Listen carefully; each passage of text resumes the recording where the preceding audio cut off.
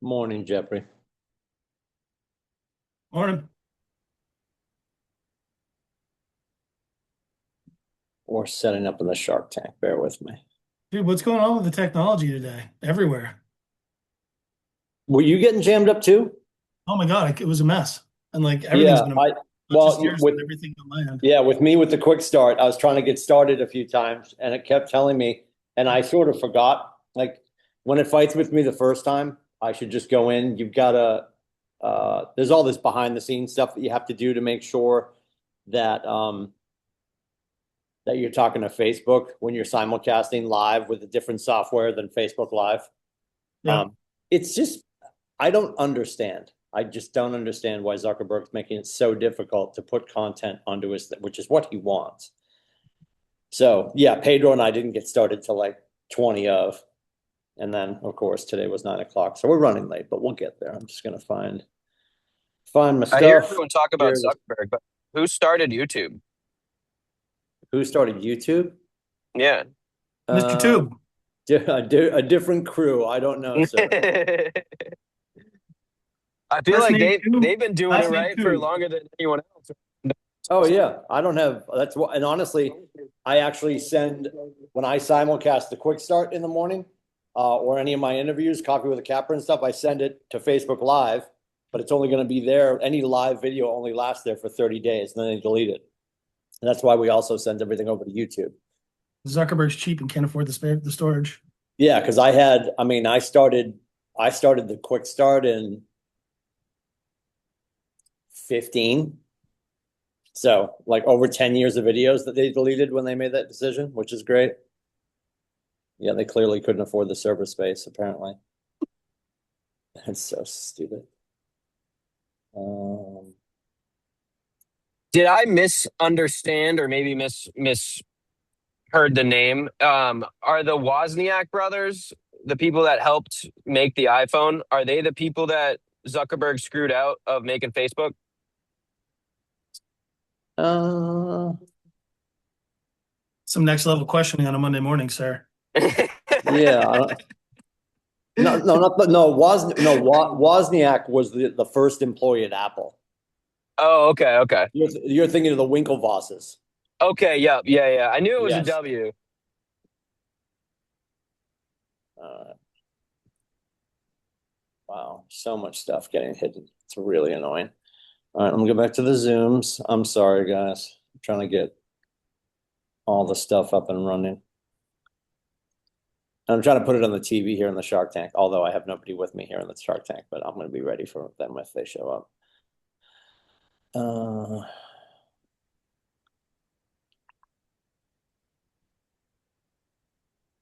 there she is.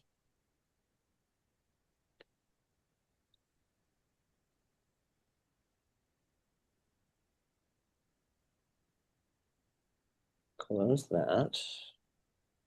Let's go here.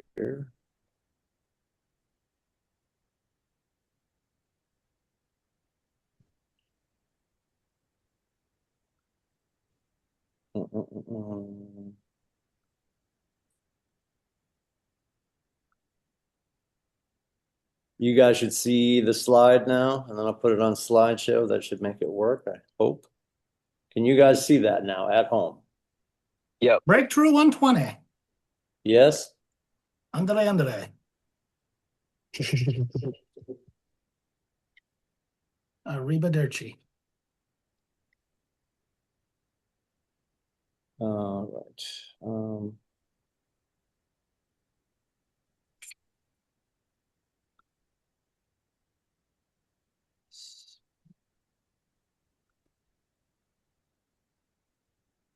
Can I test that again? Can you guys see that at home?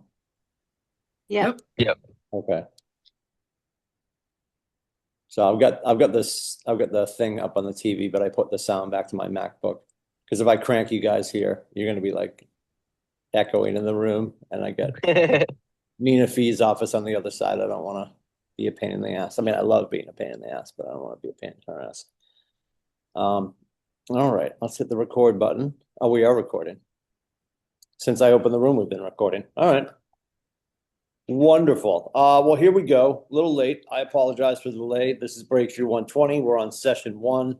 Uh, Galen is here. I see that. Samara is here. I feel like you two might be new to this. Can you open up your mic and say yes, no, maybe?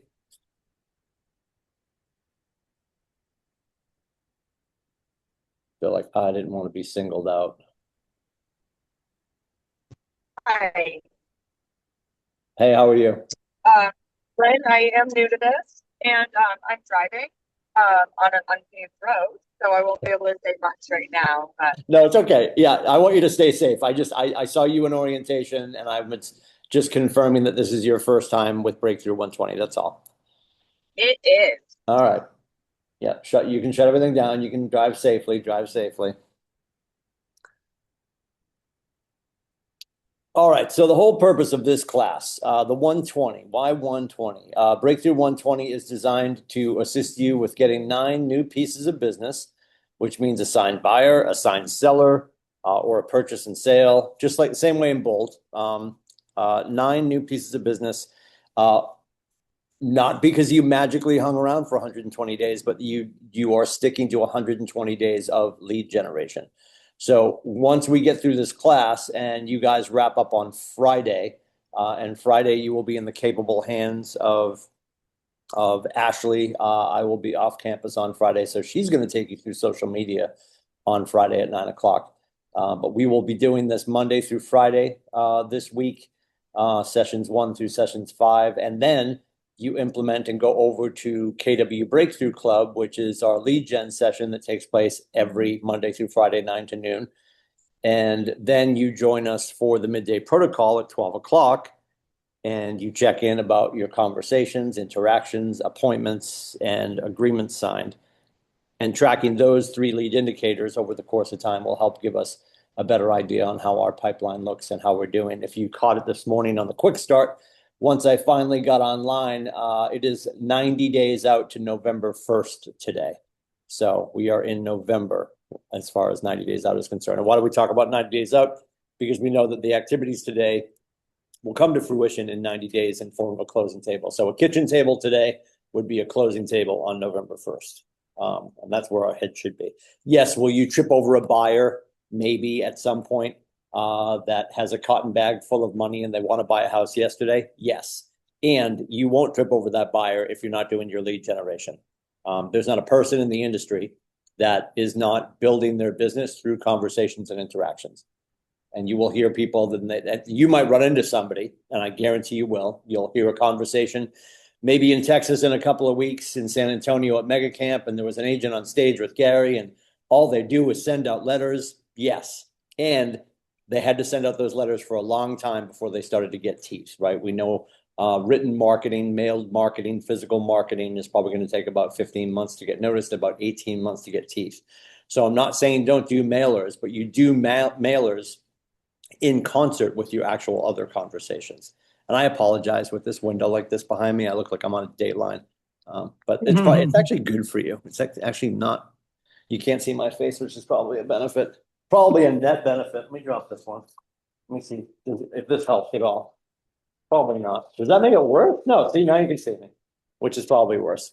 Okay, we're back. So let's get into it. First and foremost, what does breakthrough mean to you? And anybody can unmute and say whatever they want to say.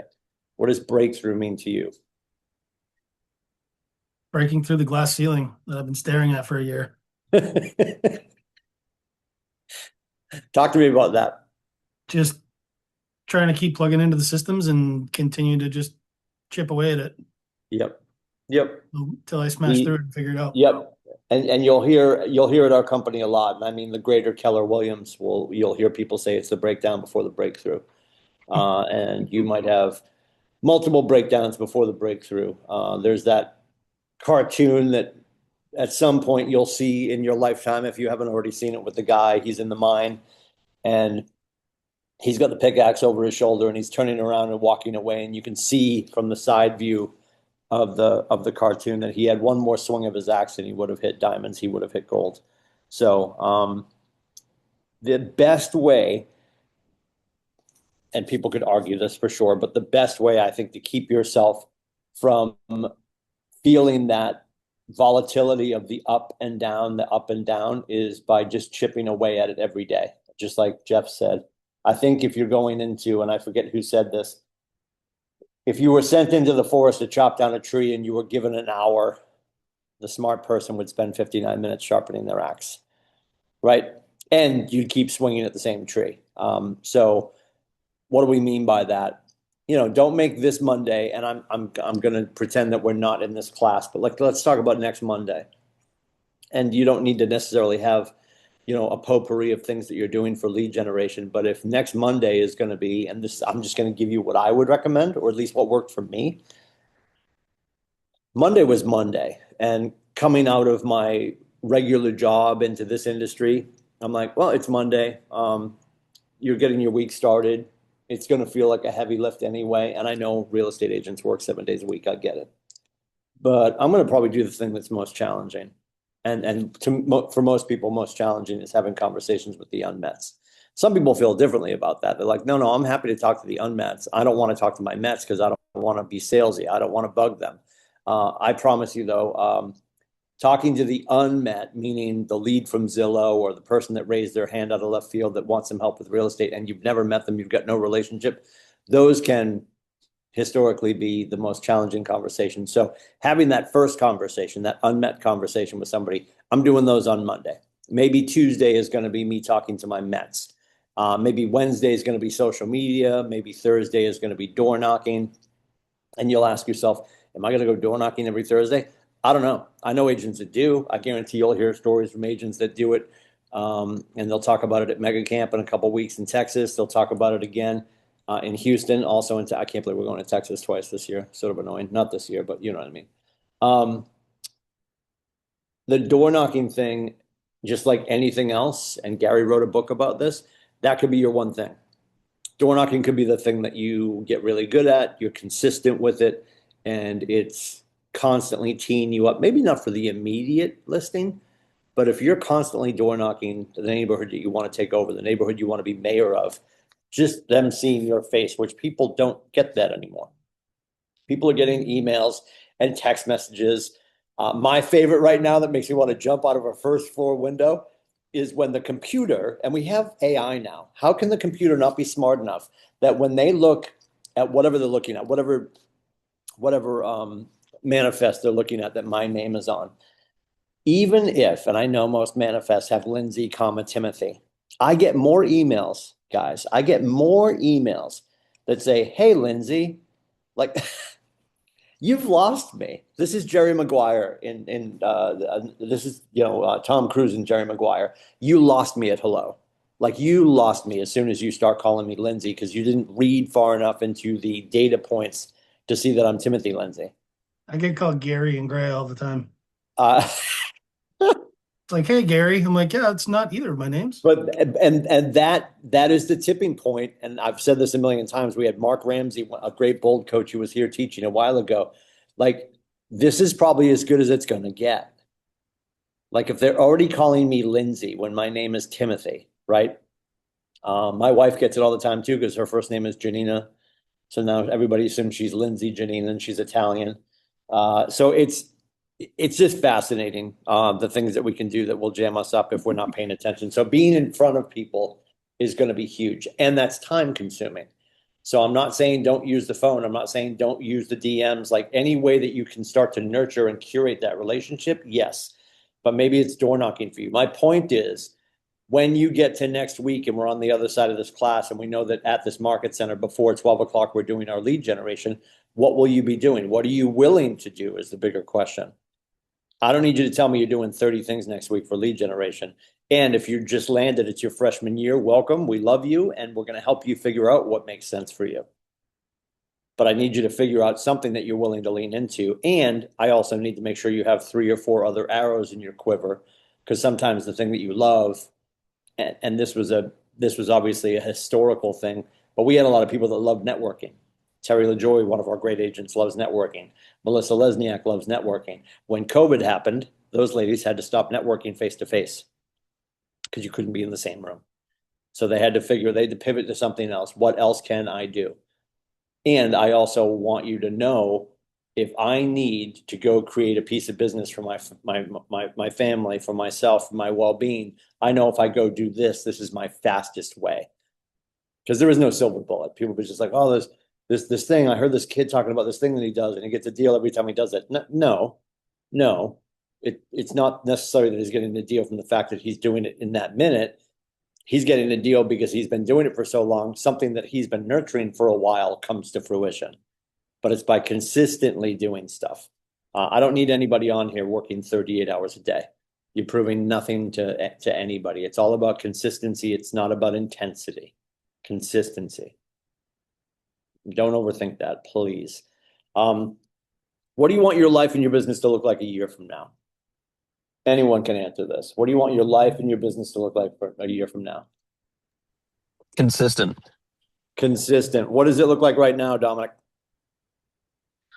Right now, it is not consistent. It follows along. It's like a river, you know. It's going in the direction it needs to go, but boy, does it keep bending and turning when I don't think it's gonna. So you want more control over the direction. Yeah. Okay. What do you think you need to do to have that? Without being a giant cliche, willpower. I need to stand in front of the mirror naked and allow myself to look at the things that I'm doing poorly and look at the things that I'm doing well and make sure that I'm doubling down on the things that I'm doing poorly to better them out and hold steady on the ones that I'm doing well. Well, I'm going to fight with you a little bit on that. I would tell you Please do. if you've got, well, no, not that I don't want you to improve on things you're struggling with, but you just sort of said I'm going to go swing the dull axe harder, right? Okay, I see that. Yeah, So I if see that. if you've got a sharp tool in your belt, if you've got the arrow that always hits, you pull that out of the quiver, right? So Gary, along this is a handful of years ago. We were in New Orleans for family reunion, and Gary got up and said he was joking about the new math. Anybody with kids, you had to discover the new math, which was very annoying. 4 plus 4 didn't mean 4 plus 4 was no longer 8 if Bobby didn't feel like it meant 8. I'm gonna fight that until my kids get kicked out of Oh school. God! Oh my wife was losing her mind. She's like, I don't want to do math anymore. I'm like, I don't want to do math anymore. I went to college for philosophy because I didn't want to do math. You don't have to add feelings. Anyway, Gary got up and he said the new math is minus 25. And back in the day, he said times 2, but we're going to say times 3. So write that down, minus 25 times 3. And what he meant by that was, this is twofold. If you can identify 25% of your spending that if the fit hit the shan tomorrow, you would have to eliminate, then you should eliminate it now. Because if you're thinking in your heart right now that, well, if I had to get rid of that, I'd get rid of that, you could probably already get rid of that. Now, the deeper level of that is Gary's not talking about your business. He's talking about at home. And this was probably, maybe I'm making this up. This might have been before COVID, but this happened during COVID, right? We were all stuck at home. Everybody got every streaming service plus because we didn't want to deal with the commercials. And those kind of things could probably go away. I think when people hear Gary talking about making cuts, and we'll talk about this during the budget model and the economic model in the business planning clinic at the end of September in beautiful downtown North Conway. I think people are like, oh, I need to make cuts in my business. No, because we want to remember you made that additional spend or investment in your business of sound mind because you're like, this is going to help my business. We want to eliminate the creature comforts at home, said with love, that we probably don't deserve right now, or we don't have time to use because we should be working. So you eliminate those creature comforts or those things that don't necessarily need to be part of your life right now because they're not a necessity. It's not food, shelter, clothing, heat, right? and you leave the business alone. It doesn't mean that you can't examine your business expenses, but we don't start there. And most business people will make cuts in their business and take tools away that would help them make more money in order to afford the life at home. Does that make sense? Yeah. Now, the other side of that, you heard him say times two, and I said he would probably argue these days to say times three. It's right to your point, Dominic. When you look at your tool belt of real estate and you have one thing that you know kicks ass and takes names, 3x it. Spend the most time in that space. Now, you could be in your discovery mode where you're trying to figure out what your 3x is. We also know there's just stuff that we're not going to do. And you've heard me, I've been saying this for a couple of years now. I'm not worried about what you are going to tell me you're going to do, or you're going to tell yourself you're going to do. What are you willing to do? If you look at the list of things that we could do for prospecting and or marketing, and there's stuff that right away you're like, I would never date her, then don't make it part of your thing, right? Eliminate that immediately. The faster we can figure out what we're good at, what we actually enjoy, right? That's where people are going to be the happiest. And I'm not going to use it's very trite to say, well, if you love what you do, you don't work a day in your life. No, this is real estate. The humans are involved. There's going to be aggravation. You're going to have more gray hair than you did. Dominic's got great hair, but like it's going to go gray at some point, kid. Oh, trust me, that's coming in. Although you're Italian, you may never go gray. You may never. Maybe you don't go gray. It's the Irish in me that concerns me. I'll go white. Oh, there it is. Yeah, I'm enjoying I'm enjoying all of my Irish. I have a ton of snow on the roof. That's the way we need to look at that. Is like what do you know works for you, and we should be putting the pedal to the metal on that. Yeah, and not be yeah. concerned about, oh my God, well, I'm not checking this box. I need to be doing this or this or this or this. And I would argue right now, people probably have one really good thing that they can do insofar as prospecting, which is in real time, which is we would call interactions in a parking lot, phone calls, or direct messages, texting back and forth in real time. That's prospecting.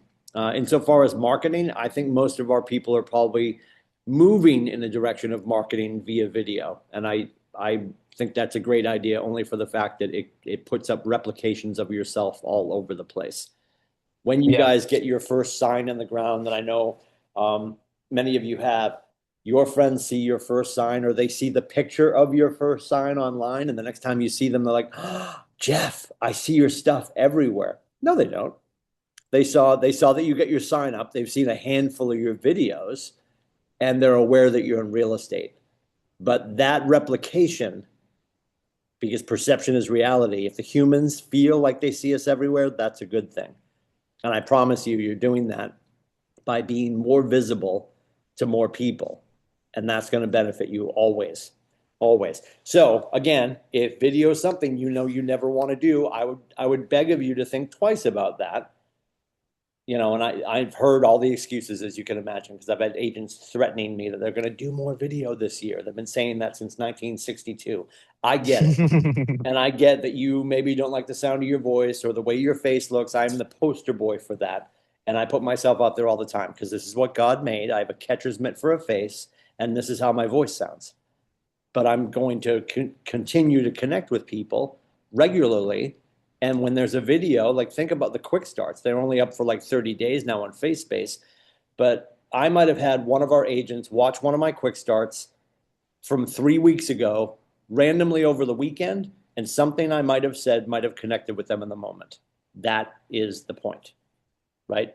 So I wouldn't overthink that, Dominic. I think you figure out what has been clicking for you, where you're making the most connection, and you know in your heart if you're making connection or not. And it's not that you should work on other things and build up other skills, but if you think you found your fastest pony, I think I would ride that right now. I appreciate that. Thank you. No problem, bud. The goal of Breakthrough 120 is to have 10 real estate conversations. And if you've been around KW, and I say this with love, but this is what we want to do. We want people to feel comfortable getting involved in this. 10 real estate conversations is our bare minimum. And if I just broke your heart early on a Monday, I apologize, but I don't, because I'm your coach. My job is to say a whole bunch of stuff that you're going to hate for the rest of our relationship. And I don't say this enough. If you hate me for 364 days out of the year, I'll be okay. If on that third Thursday in January, Jimmy's Jazz Club, by the way, when we have our awards gala and you're walking across the stage, getting your trophy, your certificate, and you're like, you know, Tim's an asshole, but he helped. That's all I care about. That's all I care about. So if you don't like what I have to say, wonderful. I'm doing my job. 10 real estate conversations a day should be our bare minimum. I promise all of you, said with love, if you run the math on the income and the opportunity you want to create for your family and your loved ones, 10 will be the minimum, because we need to make sure we're talking to enough people every day that we find our person. Is that going to happen every day? No. Is that a good reason to fall on the nerve sword and say, well, I won't? Timmy said, I'm probably not going to run into a person every day. Well, then don't stop making the conversations. Back in the day, it used to be 19 no's to a yes. So historically, and you'll hear this in Bold too, Bold will tell you that you should be having at least 20 conversations a day. Not I made 20 dials, not I got 20 voicemails. Did you have 20 conversations? Now, the point in that, again, is just like if you're on a nutrition or a fitness journey, it's not that you got to the 20, and I'm not telling you not to get to the 20. But if you have a day that you made numerous dials and you only had 12 conversations, I promise you, my friends, you're doing better than most. Because most agents, I'm looking out the window right now in beautiful downtown Portsmouth, it's pouring. Most agents right now are planning their pancakes with their cat mittens, and I love that for them. But most agents are not having enough conversations today. And if you're on vacation this week, I get it. But if you're not, it's November 1st. So if you don't want to be knocking on my door, texting me 603-834-2846, Coach, it's November and I don't have any business going on, I'm going to ask you to skate back to Monday, August 3rd, and remember what you did or didn't do. Now, yes, we're in class today. I get that. But you have the rest of the day after class to have the conversations. Will you get to your 10? I don't know. And there's the missing link that we all need to figure out. What kind of tenacity do you have? And for most of you who are just getting started, if you just landed, welcome. I'm going to tell you right now, you've got 12 to 18 months where you probably need to make sure everyone in your life knows that you're doing this. Galen, I remember you have another business. So your people are always going to be thinking about your other business. And I don't know how you want to play that. We'll figure that out. I think you're on my calendar this week, so we get to yell at each other in person. Very exciting, right? So when we get to that point, like Galen's going to figure out for herself, like, how do I want to weave in real estate? And I don't think I think if I remember from, why can't I think of the words this week? Orientation. In orientation, I do believe that you said it's probably not going to be your prime mover insofar as making money. It's going to be part of your business, but it's probably not going to overtake your current business, correct? Yeah, so I do want to eventually I want to give myself the grace to be able to grow while still Amen. making money, Sure. which is good. Okay. I do notice some of my customers, and we can talk about it on Tuesday, Yep. are like, you're not going to stop, but if you do real estate, you're not going to stop doing what we like that you do, right? So I've Yeah. got to really wrap my head around like what that wording sounds like Sure. about, without saying, oh, I can do it all. What that Oh, wording yeah, sounds like to really convince them that I can do both. What is your other business? I'm just curious. I run a seafood business. Oh, nice. All right. Yeah, in Lakes region. Everybody's like, oh, she's a lobster person. Excellent. Excellent. Yeah. Yeah, they're like, but make sure you bring me fish every week. That's awesome. But I the 10 conversations a day, because there's a lot of times where I try to sneak things in rather than directly saying, I'm hungry and I want this. Yeah. I want to sell your house and I want to make you happy and I want to be happy for myself and my family too. Yep. Well, and I completely appreciate that they love you for what you do in that regard. And the other the other side of it too is, and this is just inside Gary's book, The One Thing, right inside the dust cover, it says, "He who chases two rabbits catches neither." So people talk about all the time, like, oh, I can multitask, and Gary's talked endlessly about multitasking being a myth. And he back in the day, he referred to the fact that you look at your phone and you grab your iPhone or your phone of choice, and you're like, oh my God, my phone's doing 8 million things at once. No, the latency of the human eye makes it feel like it's doing a million things at once, but it's doing them sequentially very quickly based on the processing. So yeah, I hear where you're coming from. We'll work on the semantics for that so you don't sound like you're trying to sell them a house and lobster claws at the same time. We'll figure it out for sure. Oh, somebody's in the chat. What happened? What do we got? Yes, correct. Yes. Dominic said your body may be able to do multiple things, but your brain can only focus on one at a time. Absolutely. All right. So here we are. We're in session 1 of part 1. We're going to talk about database today, lead follow-up tomorrow, appointments on Wednesday, open houses on Thursday, social media with Ashley on Friday. And then the part 2, and this is a little bit out of order, but I just want to explain that we were fortunate enough at our market center to have the point 2 all baked in already. And we just renamed a couple of things. So the lead generation accountability, that's your midday protocol. That happens every day at 12 o'clock. The conversation and framework practice, that's really a you thing that I want you to work on. If you go to the hub, kwclmhub.com/scripts, there's some great stuff in there. I would point you directly to the Jeff Glover scripts. If you ever go to gloveru.com, you can go there and get them. We also have them posted on the hub. Those are great. If I say scripts and your skin starts to crawl, I need you to take a deep breath. Scripts are blueprints for us to have conversations. And if you look at really good scripts, they're just questions. I would argue for sure, I feel personally, I think scripts allow us to listen better. I think when I'm not concerned about what Galen's going to say, what Jeff's going to say, what Samara's going to say, I can listen to what she's actually saying, and then I can just answer her or ask the next question. And I've joked that this will be on the back of my gravestone. Ask great questions, ask great questions, take great notes, ask great questions, and have honest conversations. And people always say, what's a great question? And I would argue it's the next one. I think if we don't ask enough questions, we don't stay curious, we're not going to let them actually verbalize what they want. And if we just keep asking questions, we'll have them verbalize their motivation, verbalize exactly what they want to do, and let them author their own greatness. We just need to be a guide for that journey. Proven lead generation strategies. We talk about this all the time. This is part of this class.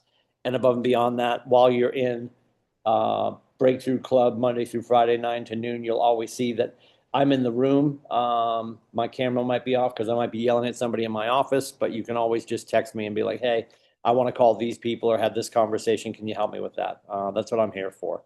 And then mindset and motivation, we bake in the morning. That's our conversation with James Shaw at 8 o'clock. And then, of course, the quick start at 8:30. So that's what all that looks like. There's how you get to the things, right? So Breakthrough Club is right there. There's your QR code for that. Midday protocol, same. Those happen every day. And I would encourage you to make that part of your calendar. We built that into the calendar just so if you don't know what your face should be doing, we're recommending what your face should be doing. So success leaves clues, big models and big rewards. And you'll notice we talk about this when we get into Business Planning Clinic. Business Planning Clinic is going to talk about 7th level teams. Business Planning Clinic is going to talk about $1 million in GCI. And all of that is capable through growth. The reason the models are so big is we want you to be able to take your goals or your desires for your business and have them fit inside. We have the framework for whatever you're looking to do. Who's familiar with the 80-20 principle, the Pareto principle? Jeffrey, go ahead.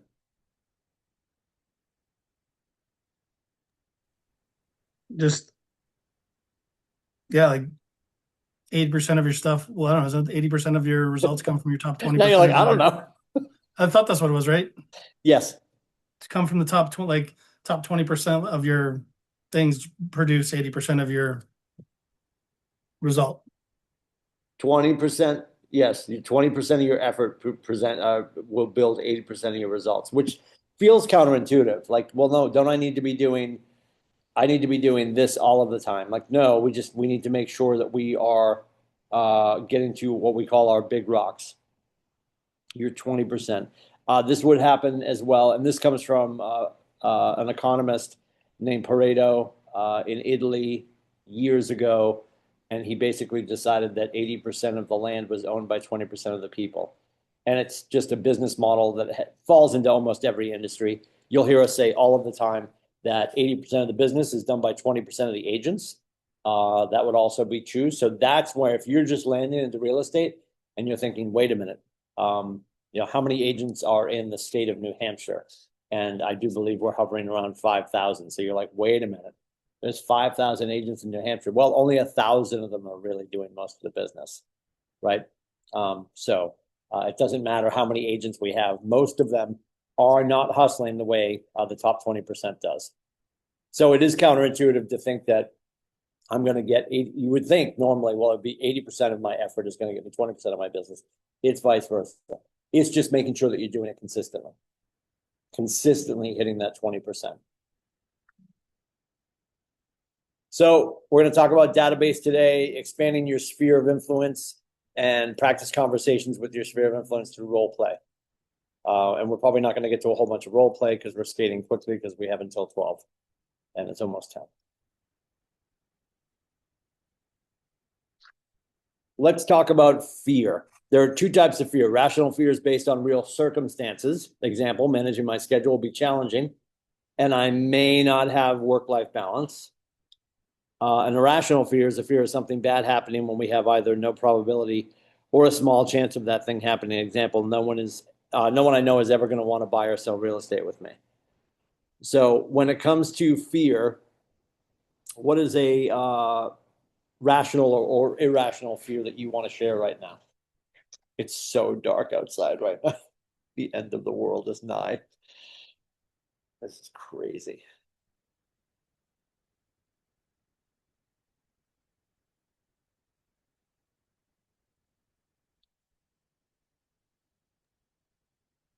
Okay. I'll tell you a fear I have, that I am going to get someone. You finally get that first thing that you're able to do, and you have absolutely no idea what you're supposed to be doing. So we have a few things for that, Galen, and we'll talk about this. If you're just getting started, there's a mentorship program that we can put you into. So you automatically will have a swim buddy. Or if that's something that you don't necessarily think you want to do,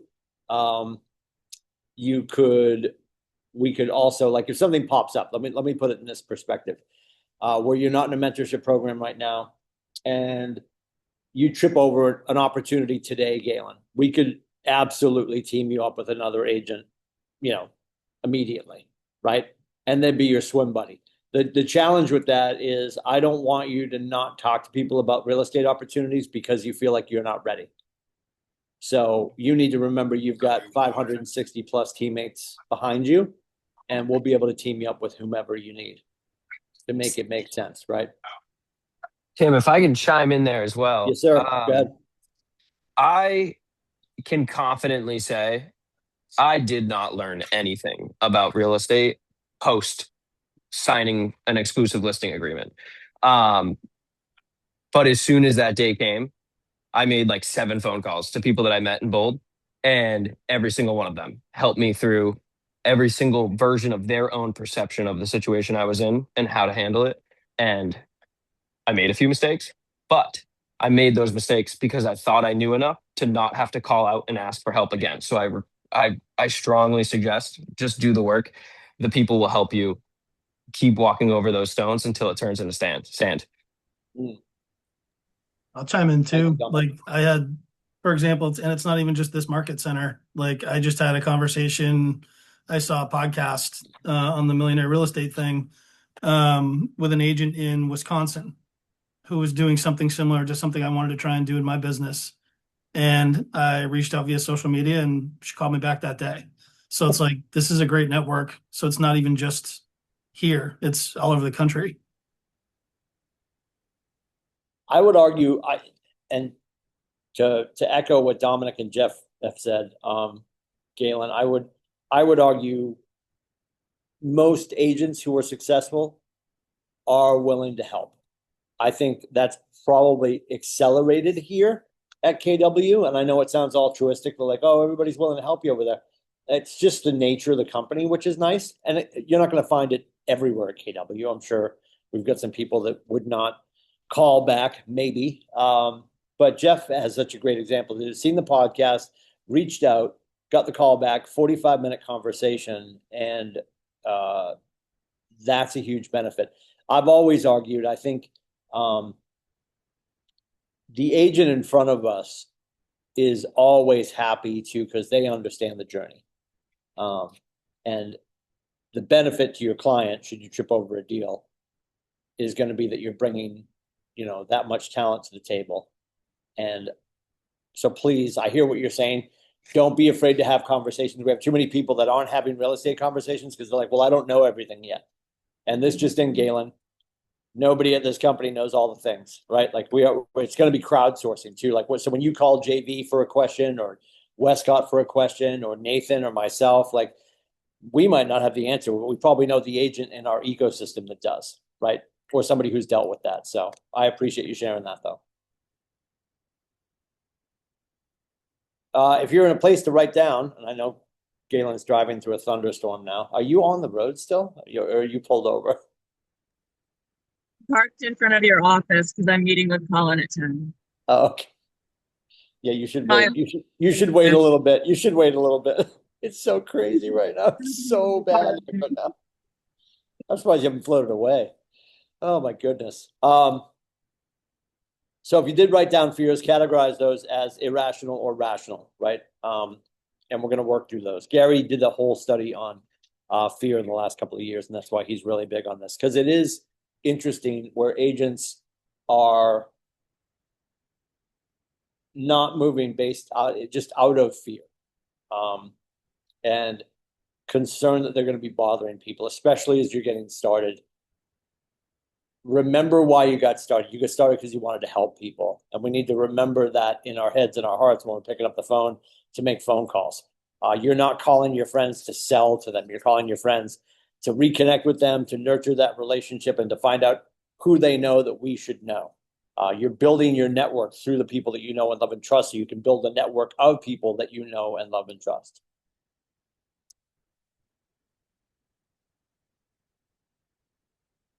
So overcoming fear with action, fear of not knowing enough to run a successful real estate business. Remember that every real estate agent started where you are. Be learning based and ask questions. Fear of talking to people about real estate conversations build relationships. Practice makes interactions easier. I've said this a million times, so I'm going to die on this hill. I want none of you, I don't care if you just landed, I never want you to say, I don't know, I'll find out. What I'd love for you to say is, great question, Mr. Lindsay. Let me look into that for you. It's the same response. Promise you. I mean, the average price point in the 14 towns surrounding Portsmouth, the average price point is over $1 million. I don't think anybody buying something over $1 million wants you to say, I don't know. Not a great way to start the relationship. So just say, great question, Mr. Lindsay. I'll look into that for you. Because there's going to be stuff for the rest of your career. Somebody's going to hit you with a question. Even when you're like, oh, I've sold this house 7 times. I know everything about this house. Somebody's going to come out of left field with a question that you can't answer. So be okay with that. And then fear of not knowing what you're supposed to be doing or how to use your time. Identify and focus on high impact activities like lead generation. Utilize tools to keep you organized and accountable. Use your Google Calendar, lean into the morning news, that schedule there every day. At least in the morning, you'll notice we don't have classes in the morning. I know what I'm saying is contradicting what's happening right now. The only class we have in the morning is this. This is the only one we'll run in the morning. Other than that, you're going to have contracts on Wednesday. That's the only thing we do in the morning is this class. If we have a full day teacher coming in, yes. If we have bold coming in, yes. But other than that, we leave the mornings protected and available for you to do your lead generation. So when it comes to tough conversations, do you choose avoidance or confrontation? And not necessarily confrontation, but like, do you confront the challenges or do you avoid them?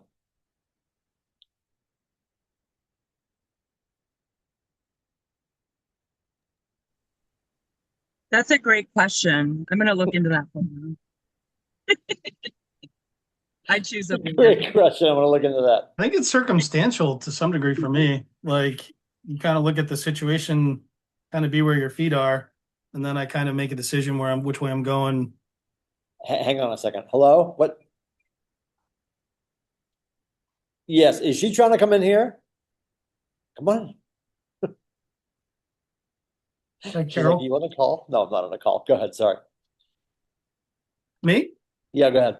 Yeah, I just said for me, it's kind of circumstantial. It's like I kind of be where my feet are and see what type of situation it is, and then that kind of dictates which way I go. Yeah. Okay. And Galen's going to get back to it. She's going to look into it.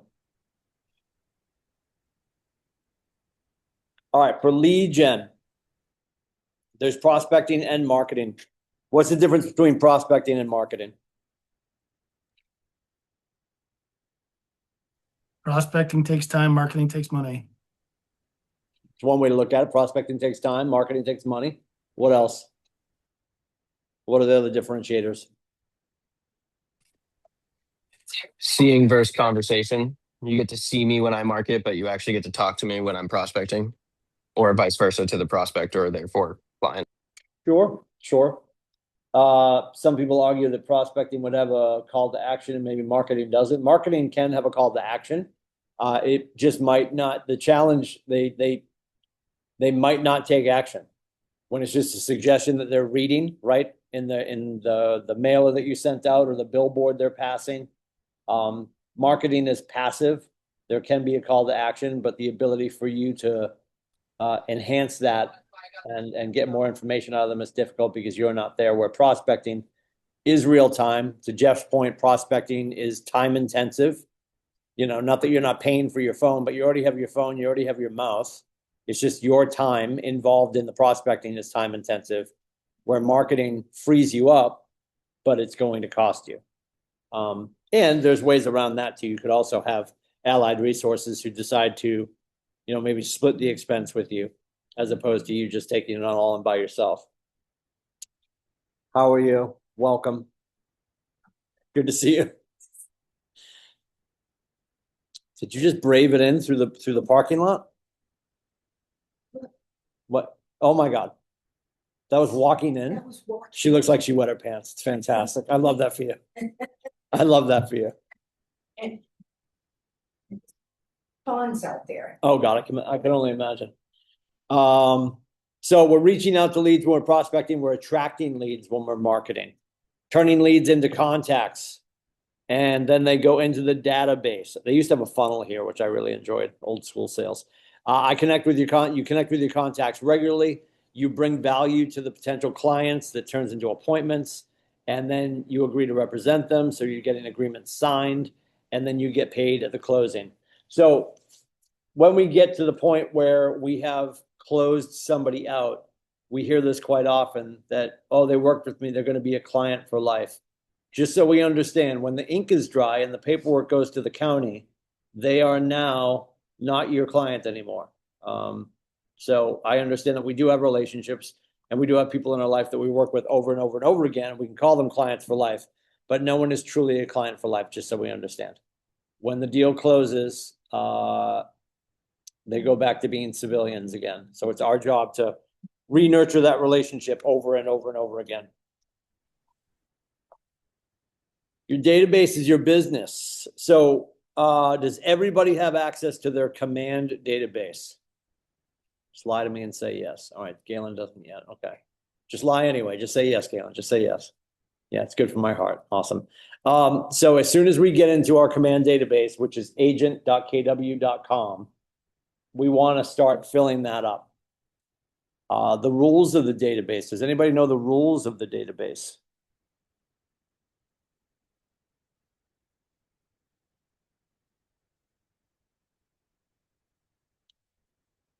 Jeff's like, I didn't think there'd be any math. The rules of the database. First and foremost, I'm adding one on the front here. Open it, go to agent.kw.com. And I know Galen's going to get her logins today, so she'll be able to break in. She's very excited. So agent.kw.com, we're going to log in. Then we're going to build it, right? So we want to ultimately start to get our first lump of people in there. If you do it one at a time, I don't have an issue with that either. And again, we're talking about consistency over intensity, right? A lot of people are like, oh yeah, I threw my whole thing in. You'll hear it referred to as a CSV file. It's consumers comma separated values. Is that what CSV stands for? I think it's comma separated values. So we have a CSV file that you can throw your world into, and it will make sure that it populates into command properly. The challenge there is if you load everybody that you know into command all at once, my fear, and I've seen this happen too many times, is that now you're going to have your people just sound asleep in both places. What are we looking for, Kels? I don't know what she's looking for. Oh, I think she's looking for, are we flooding? We probably have some ceiling issues. Kaylee just came by and looked up at the ceiling. Oh boy. I'll interject there too. Like I did that and I immediately regretted it. Like I am still Oh, you loaded everybody in? up a year later. Yeah, I just did everything out of my iPhone, dumped it right in, and it was an absolute disaster. So I don't recommend that unless you have a very small contact database as it is. I concur with that. Rules are open it, build it, feed it every day, use it, communicate with it on a regular basis, and then of course you are servicing the leads that come from it. So question for everybody on the call, how many people do you have in your command? How many people do you have in your command?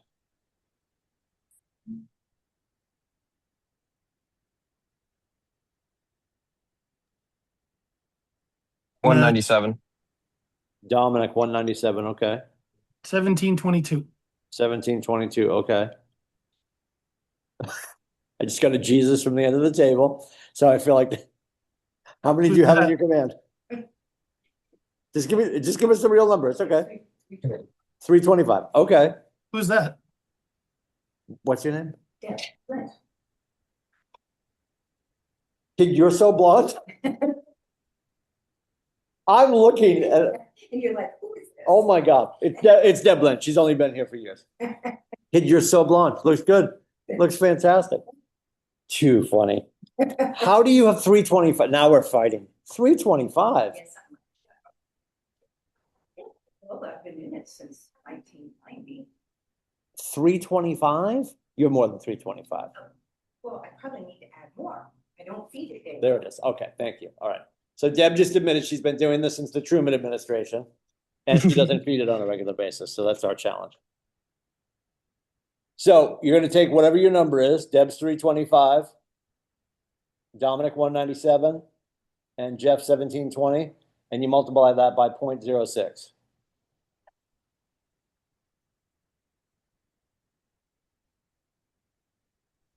I don't like this game. I don't like this game. Well, talk to me.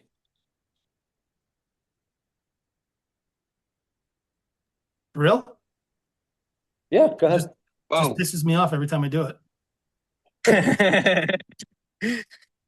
What do you got, Dominic? 11.8. 11.8. So we'll round up. You got 12.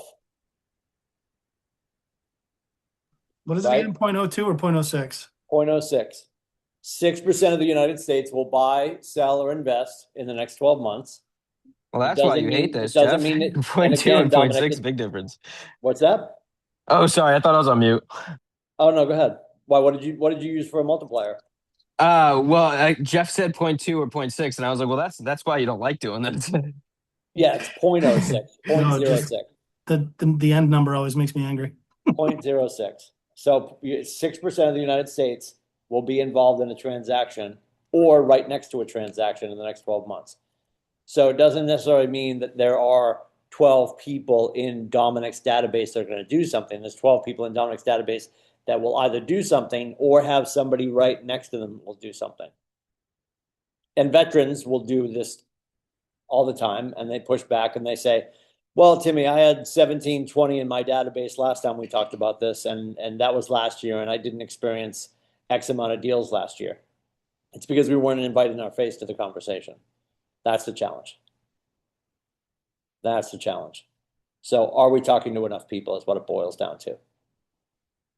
And if you've got that number, if you've got a huge database, if you've got 4,000 people in your database and you ran that 0.06, that's going to be a pretty big number. So now you already know that the minimum conversations of 10 with this have to be bigger than that. It's got to be bigger than 10.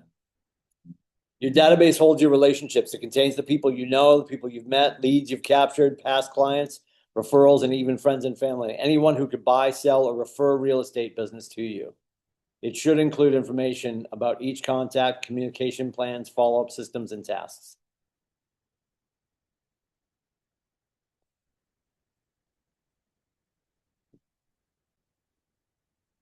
Gary Keller, founder of Keller Williams, not only jump-started his own career, but also set up the foundation for the largest real estate company in the industry with a simple database. We call it Gary in a Box.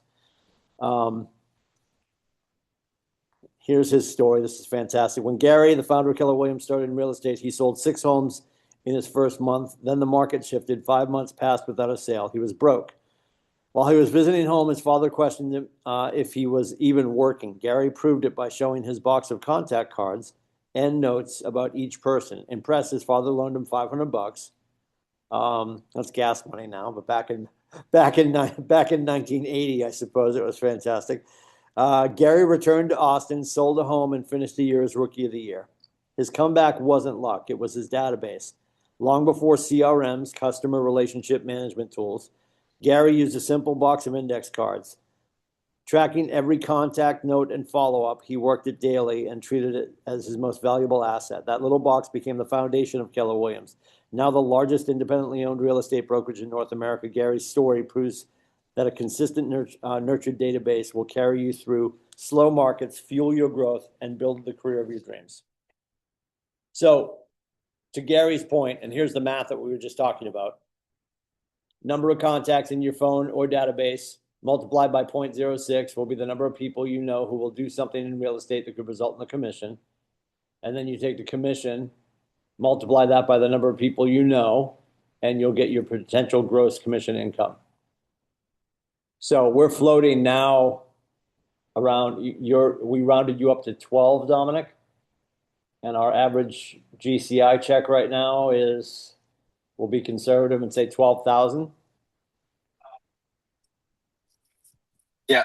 That would not hurt. Run that math.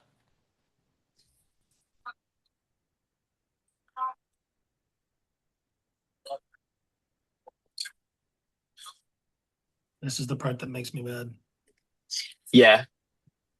You're at 144,000, yes? Yep. All right, and now you're going to take out your 20 minus 23,000 because you're going to pay Gary and you're going to pay Kaylee, right? So we're at 121,000. Yep. And do you know what your business expenses for the year are? Yeah, they'll be under 10. Okay, so 111,000, and then multiply that by 0.64 or 0.66.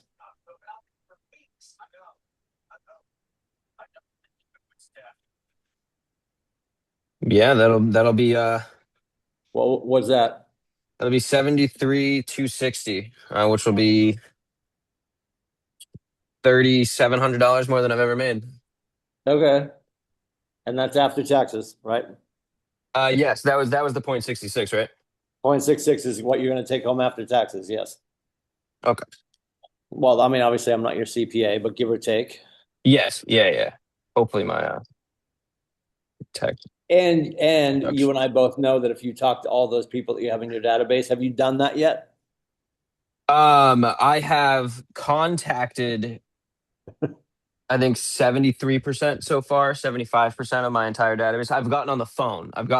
I've reached out to everyone, but I have only actually spoken to. Well, I'm sorry. I'm back on my phone contacts. I have spoken to everybody inside my database. I am working on my second touch in my second quarter. Right. And we know that the transactions are going to start to happen somewhere between the 7th and 20th conversation. Yep. Yep. Yep. I got the first one out of the database right at 19. It was literally like clockwork. I love that. All right. So there it is. Build it, feed it, communicate with it. After that, we service the leads that we get from it.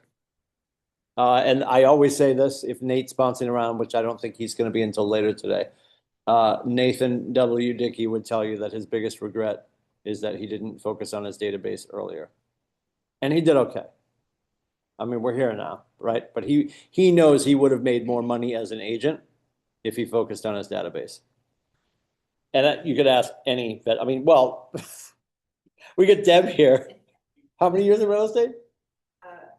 1990 was licensed first. 1990. All right. Hi. What are we doing? Are you guys? We'll go up there. Okay. Yeah, I'm booked here all week for the class. I apologize. Oh. Oh, Yes. I apologize. I apologize. It's okay. Good to see you. How many people in your database, Marcia? 400 something? What? Why is it little? Yes, you know more people than that. Oh, you mean in general my life? Or translated to my database? In command, automated? in command. In command, 400. My life, 3,000-4,000, Okay. Why are they not all in the database? because I do the rack thing and like, just send Okay. everything. I know, but when you're gonna retire and go sit in a thatch hut and drink cocktails, you're gonna sell your thumb drive to somebody. You're not retiring? All right, Marcia Guinness is not retiring. Just let it be known. Yeah. It sounds great. Yeah, Crow over there. Okay, we'll put that on a shirt. Good to see you. Your hair looks great. Thank you. I thought you were Jill, honestly. And she's new. So there it is. Oh, too far. Contacts with the people that you have a relationship with, they know you, you know them, and you have their permission to engage in communication with them. They're the most important group of people in your database. They are people who you know, like, and trust. They're your biggest source of new, repeat, and referral business. We should always be aware of that. We want all three forms of business: new, repeat, and referral. They all need to know you are a real estate agent. If I took anybody's phone and just flipped through and called somebody, would anybody have anyone in their phone that doesn't know they're a real estate agent? Most likely. So honest, Jeffrey. I love it. Just being honest.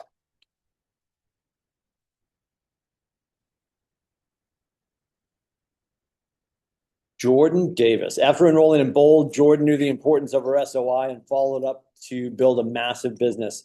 Subscribe to the MREA podcast for this story and the one pager. Here's Jordan's story. After moving to Miami, from Miami to Dallas to be closer to family, Jordan decided she wanted to become a real estate agent after not being served well by her agent. She enrolled in Bold 2 months after getting her license, which helped her to get a strong start in her business. Although she had no real estate experience, she had close ties with family and friends. She found people who were willing to give her referrals, who had real estate needs or questions, and who were willing to work with her because of what they knew about her and her character. In a brand new city, because Jordan was diligent about lead generation, she sold 17 homes in her first year. Jordan continued to foster relationships with her sphere of influence. In her second year, she sold 24 during her pregnancy with her second child. The growth in her business happened while she was on bed rest for 4 months. Oh, I feel so insignificant right now. Before her second child was born, she sold houses by relying on her agent network as other agents did her showings. She helped them with her paperwork. One of the people she stayed in touch with consistently was the pastor who officiated her wedding. Though he didn't have any immediate real estate needs when she first connected with him, he called a couple of years later when he did. At the closing table for the sale of his house, he asked her for help with his daughter, who recently graduated from college to find a job. His daughter then became an integral part of Jordan's team. Jordan's story shows us how nurturing relationships can build your business, not just by bringing new and repeat clients, but by building a great team of a professional network. Her team now sells over 250 units a year. And again, Jordan's on the MREA podcast.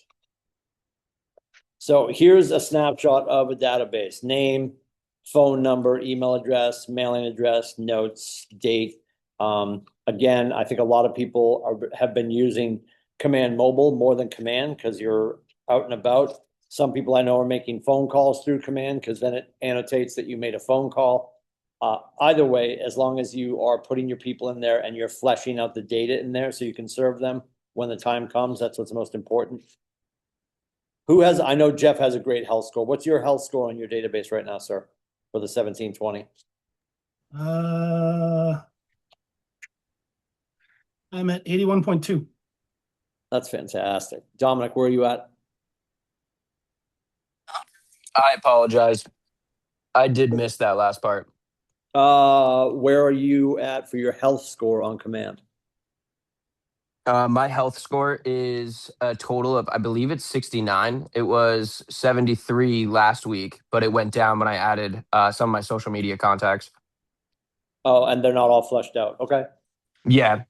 I've struggled a little bit getting emails and addresses from social media, more so emails than addresses, but I feel like if I have the address, I don't really need the email.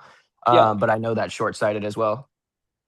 Well, you want everything so you can communicate with them in every possible Every way. right? Yeah. Yes. Yep. Feeding it. Leads are people who you add to your database through your lead generation activities. You haven't established a relationship and yet have the right to have a one-way conversation with them. Lead generation is the process of finding people who need to buy or sell real estate. It's how we create opportunities from our connections and turn relationships into results. Is your 20% effort that gets you your 80% of your results. Here's our marketing and prospecting again. Prospecting and marketing being money intensive, passive, and it will garner long-term results. Prospecting is time intensive, proactive, and it can garner immediate results. Not always, but more so. In the booklet for this class, and the QR code was way back on the front, but you guys have seen this, it's also in the lead gen section of the MREA. This is page 47 in the booklet. It's the list of prospecting and marketing and all of the things that we could be doing every day or weekly to get more business. Now, important too, when Gary talked about making cuts and not necessarily making cuts in your business, but making cuts in your home budget, you can obviously prospect and get a new deal, but you're not necessarily going to be able to prospect your way out of a financial challenge. So that's why he says that we should be prospecting, doubling down or tripling down on the thing that we know will work best for us, and above and beyond that, maybe trimming the fat with the 25% cut. Also, we're not going in with an axe to cut the bone. We're going in with a scalpel to cut the fat. Like we don't want to do anything that's going to completely change our business. Because again, it's not that you can't go look at your business expenses, but we should be looking at our home expenses first. So prospecting, phone or face-to-face, listings without agency. We talked about FSBOs and expireds. These people have raised their hand. They obviously want to be in the marketplace and they're struggling. They're trying to do it on their own. Why are they probably trying to do it on their own?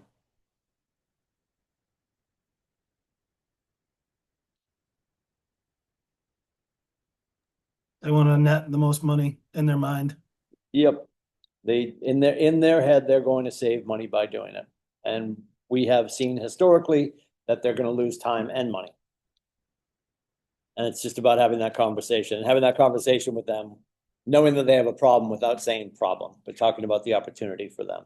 And when you're going in with your results on how you've helped people, a lot of people that will track how many people that they called that were expireds or FSBOs, and then they help get them to the closing table, and you start to track that number, and then you can have a conversation with, you know, if it becomes a big part of your business, me and my team specialize in getting homes sold, sold the second time as opposed to the first time. And it's a lot of language stuff too. I think going in and having a conversation about, you know, I'm here to sell your house, not list your house.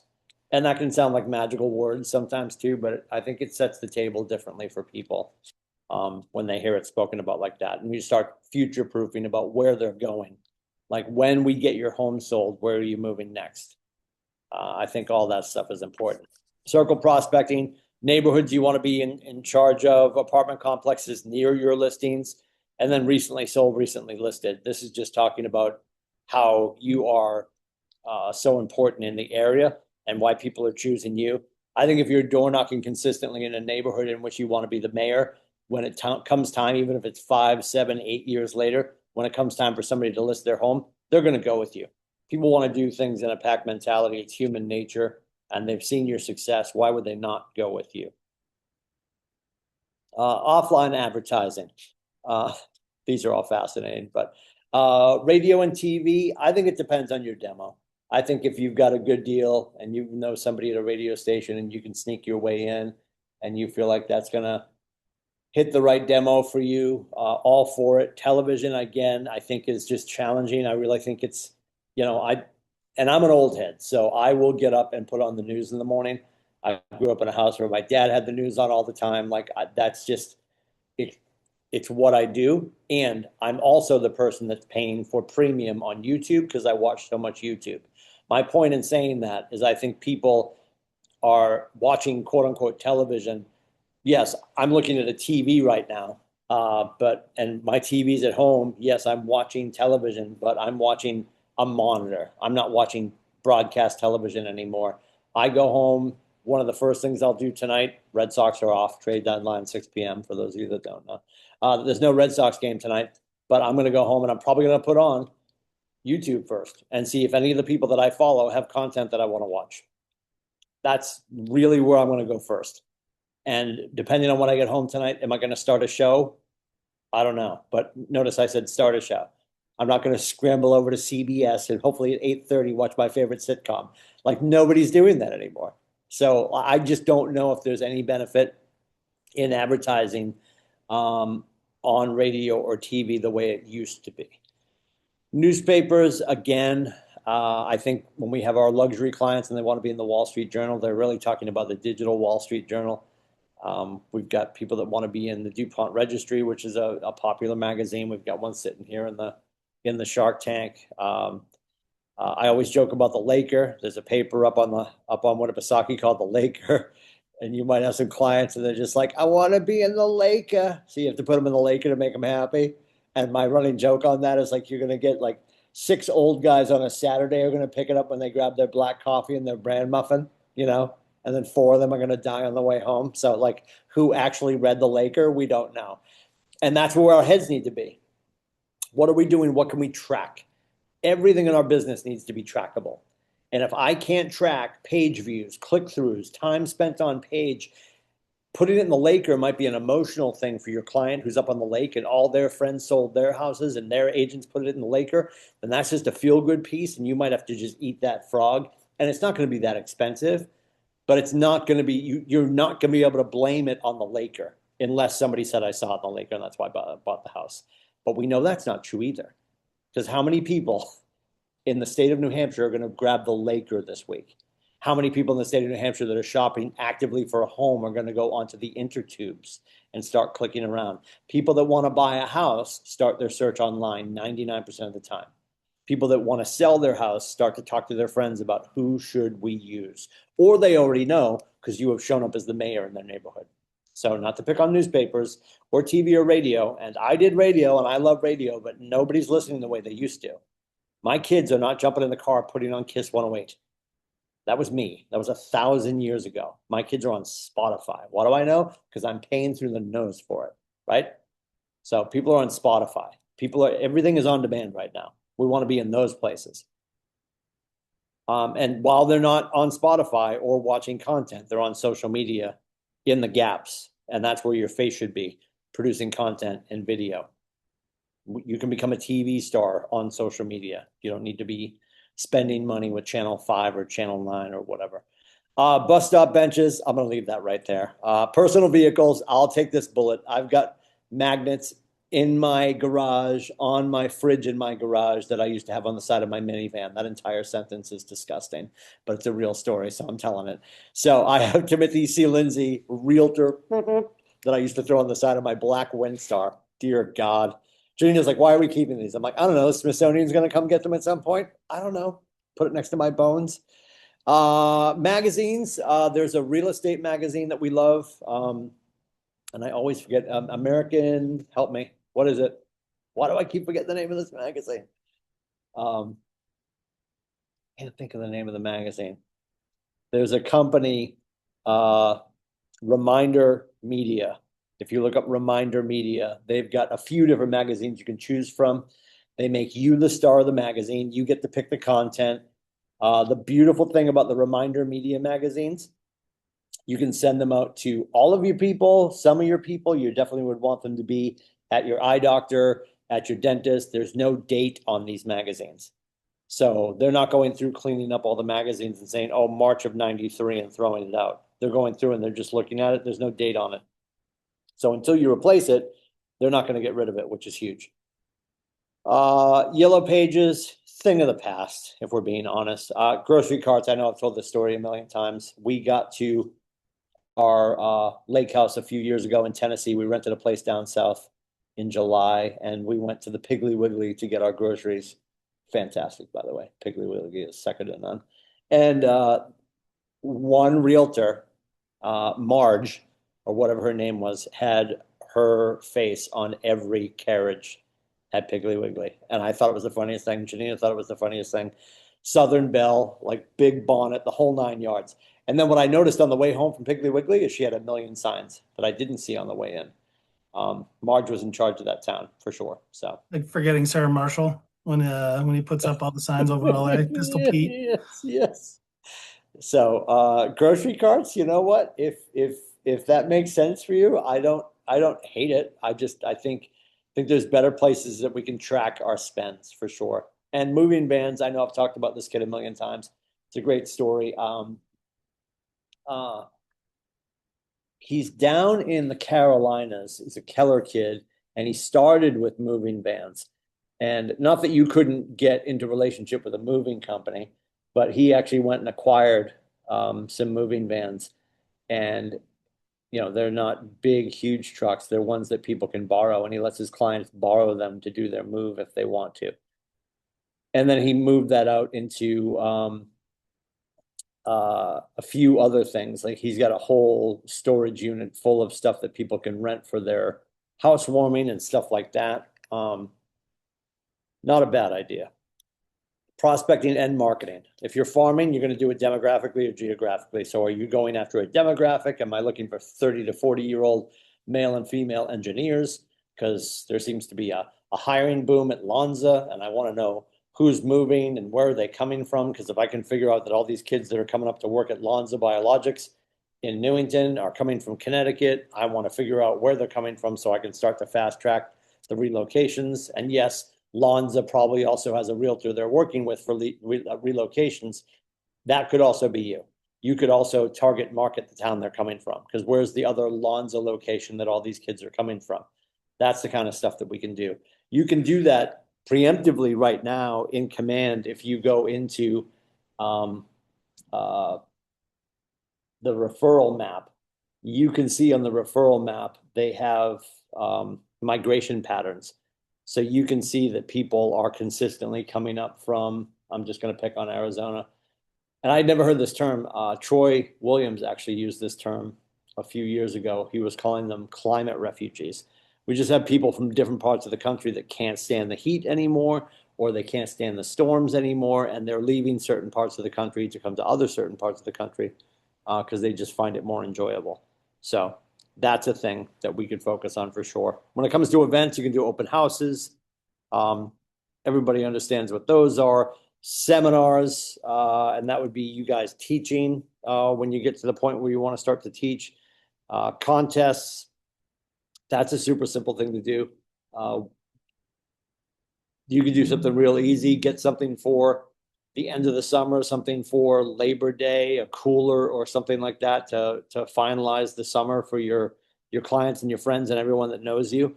And you could simply just do a day where you're like, hey, I'm giving away this Yeti cooler, or I'm giving away this grill or whatever.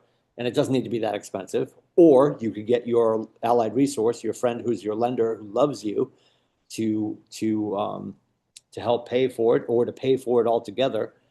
And then you do the giveaway, and you're just like, hey, on Friday, August 39th, I'm gonna be taking phone calls all day. If you want to be in for the cooler, give me a call. Almost like a reverse bold 100. And then client appreciation events. And I think these are simple to do. They don't need to be expensive. You can wrap yourself around events that are going on in your community. I think the one that people should be thinking about right now is, are you going to do something? Are you going to do something between October 15th and November 15th? Could it be at a corn maze? Could it be at a farm stand where they have pumpkins and apple cider and cider donuts, and you do it, and you have your friend who's a photographer come. They do family photos of all your clients and friends. It's a no-brainer. You can have face painting, all this kind of stuff. You cross-pollinate your people with the farm stand. The farm stand's going to make more money because people are grabbing corn stalks for their front steps, and they're grabbing pumpkins and cider donuts. It's an easy, easy take. I think the farm stand corn maze fall event, and the reason you're having them do family photos when they show up before they get disgusting and covered in cinnamon, is that is their holiday photo for Hanukkah or Christmas. And if you do this every fall, it becomes something that people would show up for because they're getting a free photo from your team. Now, your photographer is going to come and do it for you for free. Why? Because you're introducing all of your real estate people to them, and now they're going to be cross-pollinated too. So now they're going to get senior pictures, wedding photos, engagement photos, other family photos. I think that October 15th to November 15th window to do some sort of fall event at a farm stand, and we have a million of them around here. I think that makes a ton of sense. It doesn't have to be cost prohibitive. It's a feel-good event. And what you need to remember is you're going to send out maybe 500 invites. You'll maybe get 100 people to show up. And you're okay with that. Because it's not the people that showed up. It's everyone that got an invite felt cared for. And it's another touch. We talk about this all the time, the rule of three. Without fail, every year, we talk about this in lead generation in the business planning clinic. Without fail, every year, people are just like, you know what? I'm going to do 9 million things to make my business bigger this year. And it always turns out to be 3 or 4 things. Gary calls it the core 4 or the rule of 3. So here we're at the rule of 3. And what we know right now in the United States with Keller Williams agents, the top 3 are, it's actually 4. I'm going to give you 4. And maybe yours fall into this. So if you know what you're doing that's building your business or seems to be working the best for you, nationally, top agents are saying events, like we just talked about, events have been successful, social media has been successful, their sphere of influence has been successful, and open houses. Events, open houses, social media, sphere of influence.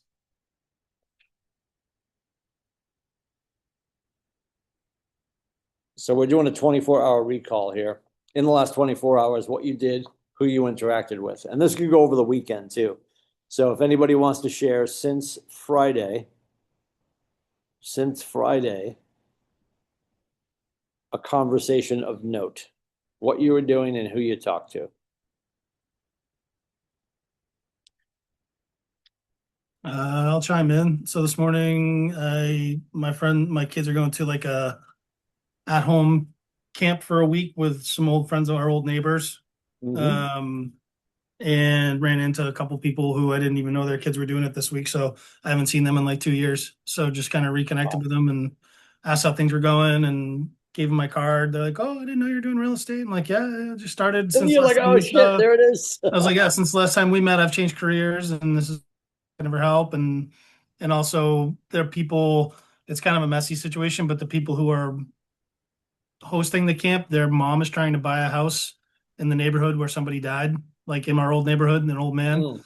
Like they kind of have an agent, but they kind of don't. But I've just been trying to be helpful and just kind of say, hey, if your mom needs any help, let me know. I'm Sure. happy to just have a quick conversation with you guys, make sure she's good to go.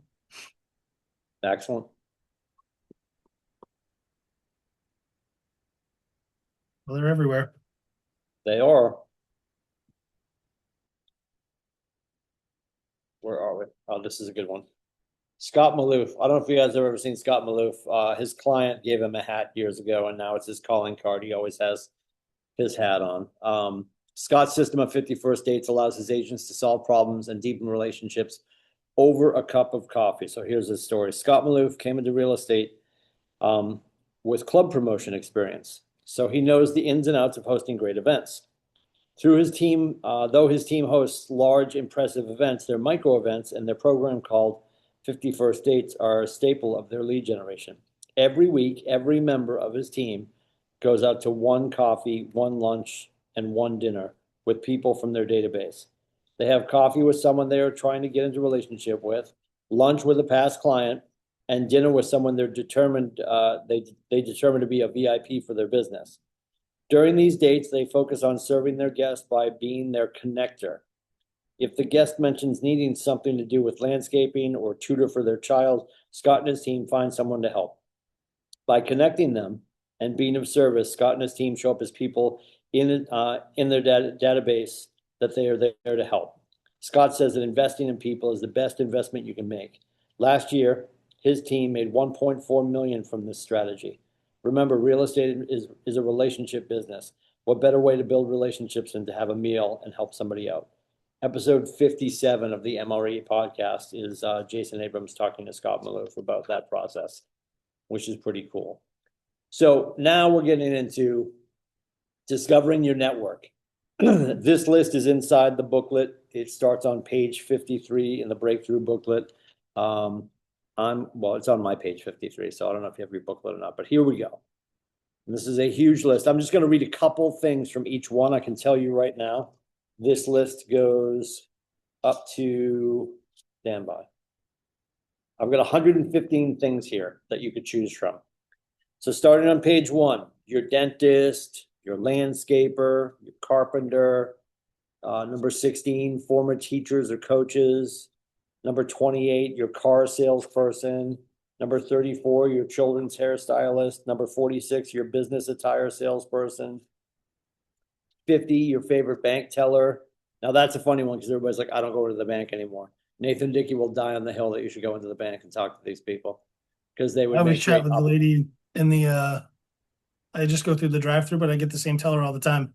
Yeah, So yeah. like I sent my business card through her one morning.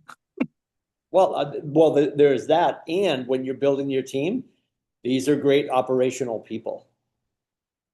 These are great They're working with numbers all the time. They're dealing with people and their money all of the time. They're great operational people. Number 59, your next door neighbors. Number 65, your school classmates. Number 71, golf buddies. Dear God, I don't know if I have any left after last weekend. 81, your college classmates. 86, contacts from your local HOA. 96, your retired coworkers. 107, someone you met on a plane. Perfect. And then 115, people you have met at a party recently. There's 115 things to think about to go through. Another way to do this too is to go into the yellow pages and just go by department and just be like, okay, A, accountant, right?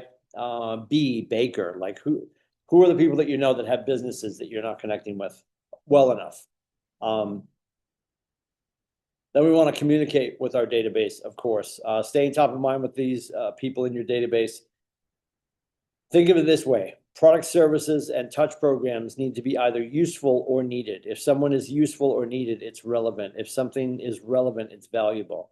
Consistent, meaningful contacts build relationships. Pair touches with meaningful, relevant, and timely real estate information to provide value to those you connect with. Staying in contact will keep you top of mind with those in your database so that when you think of real estate, they think of you. Of course, the TCPA, but we're going to say this loud and clear since we're recording this.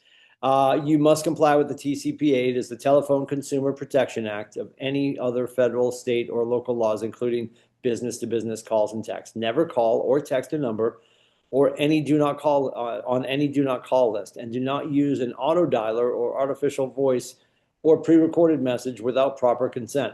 Contact your attorney to ensure your compliance, and for more information, visit console.command.kw.com, connect learning topics 10471. It's all there for you. It's your responsibility to subscribe to the registry, which is donotcall.gov. Check before you call, update your call list, honor consumers' requests, and know state and federal laws. Number 4, honor consumers' requests. It says that because you might look, I could look, and I could see that I do not find Dominic anywhere on the do not call list. Then I call Dominic, and then Dominic says to me, yeah, Timmy, I'm on the do not call list. I cannot then get into a verbal arm wrestling match with Dominic telling him that he's not on the do not call list. If they think they are on the do not call list, just roll with that. Excuse yourself from the call. I apologize, Dominic. I'll update my notes. Have a great day and get off the phone. It is, and I know when we put up the slide in the all partners meeting, it says like $1,500. If you're not part of a class action suit and somebody comes for you, there are fines up towards $44,000. Let's not do that. The Ford conversation. Does anybody use this? This is extremely helpful, even with family, especially with family, I feel like. Well, it honestly, organically, like if you didn't look at this acronym and you just thought to yourself, I'm going to talk to somebody, like you ask about your friend's parents or your friend's spouse or their short people, then you ask about work, and for the most part, honestly, I don't necessarily get to recreation. I would normally make sure that I was going to get to family and then work, and then stuff was going to come up, because when I get to work and I asked my friend Julie, how are things over at Biberty Mutual, she'd be like, blah, blah, blah, maybe bitch about it or whatever. I don't know if maybe she's a candidate to become a real estate agent. That's a possibility.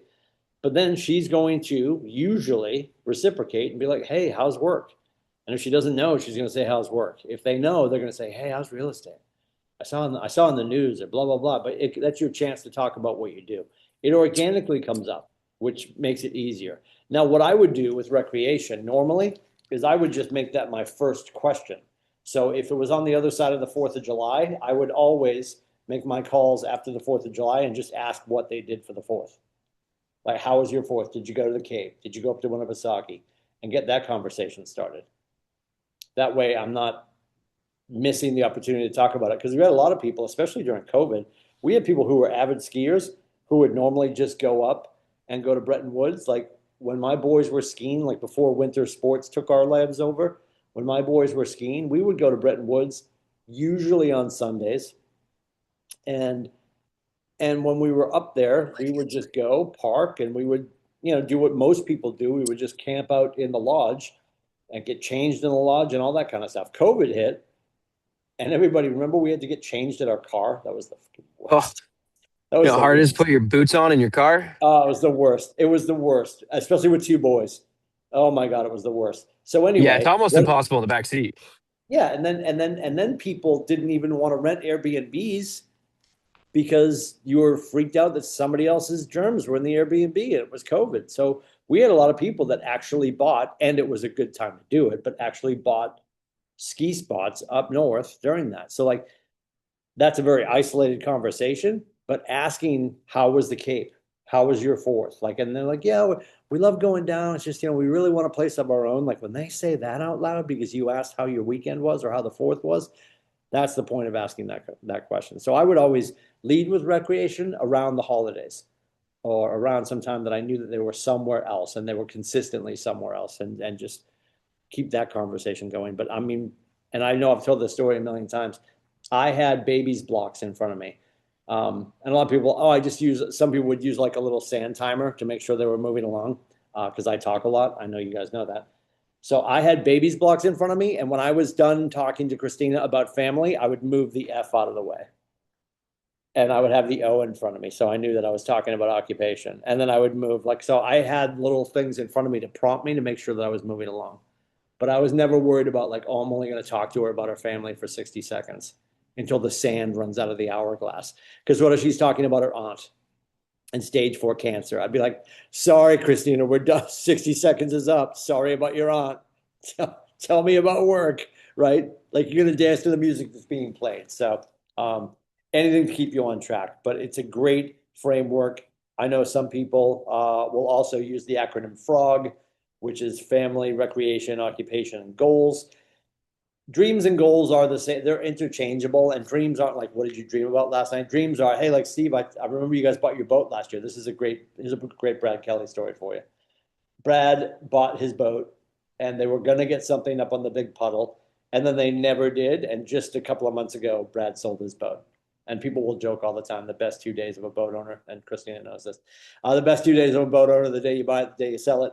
But like, if I know that my buddy bought a boat and it's sitting in the side yard of his house because they haven't bought the lake house yet, which his wife desperately wants, I'm going to pick that scab. That was disgusting. I hope you remember. I'm going to pick that scab every time I talk to him. And every time I see them, Steve, how's the boat? So his wife, Jessica, could roll her eyes and be like, it's next to the garage, Timmy, because we haven't bought a damn lake house yet. Like, that's where the dream/goals conversation comes up. Like, the things we'd love to do if we ever won the lottery, like those conversations. It's not about, like, what did you dream about last night? I'm not calling my friend to find out about his nightmares. I mean, if it comes up, it comes up, but that's not the crux of dreams. It's more about goals. We want to make sure that we're using open-ended questions as opposed to closed-ended questions. So the answer type is more than a single word answer. We want a response to be own their knowledge and feelings, for deeper insights on the information, a free form answer, and then to invite information. Right? We want it where every question we're asking or every script we're using historically is a question, and it's used to get more information to help them bring to speech what they really want to do, what they're pursuing.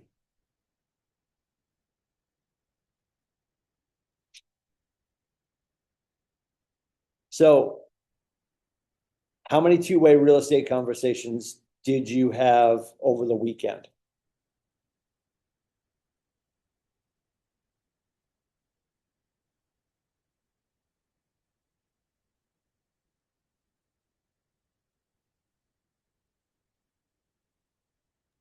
You gotta pull my tracker up. I love this.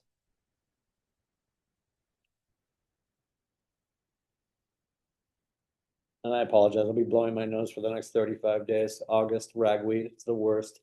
I have the biggest nostrils in North America. I apologize.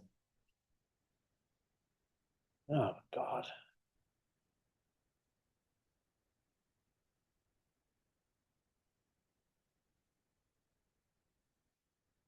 Dominic, did you talk to anybody over the weekend, bud? I did not talk to anyone this weekend. Okay. Friday, I spoke to 9 two-way conversations. Oh, nice.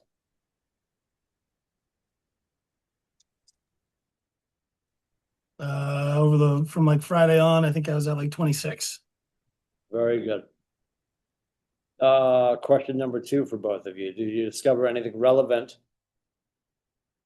coming from those conversations about real estate needs?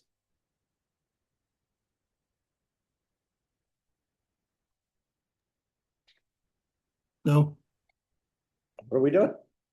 My son just walked in. Don't mind me. Yeah, sorry, they dropped the clothes off the good roll. I'll just say hi. Oh, all right. Hey, buddy. Are you heading out? Sorry for interrupting. Are you heading out? We're getting breakfast and then yeah, later today. Okay. Love you, bud. Love you. See you. See you. Did you go see Kaylee? No, go find her. You know where her office is, right? No. Go to Brad's office and take a right. He's dropping clothes off at Goodwill. That was random. Any wins in there? What felt like a win in your conversations?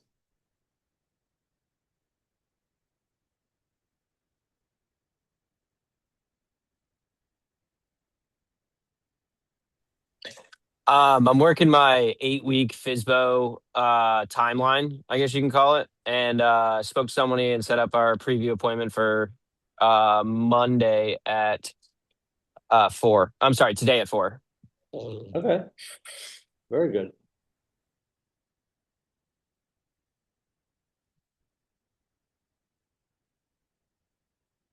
Biggest challenge to come out of your conversations?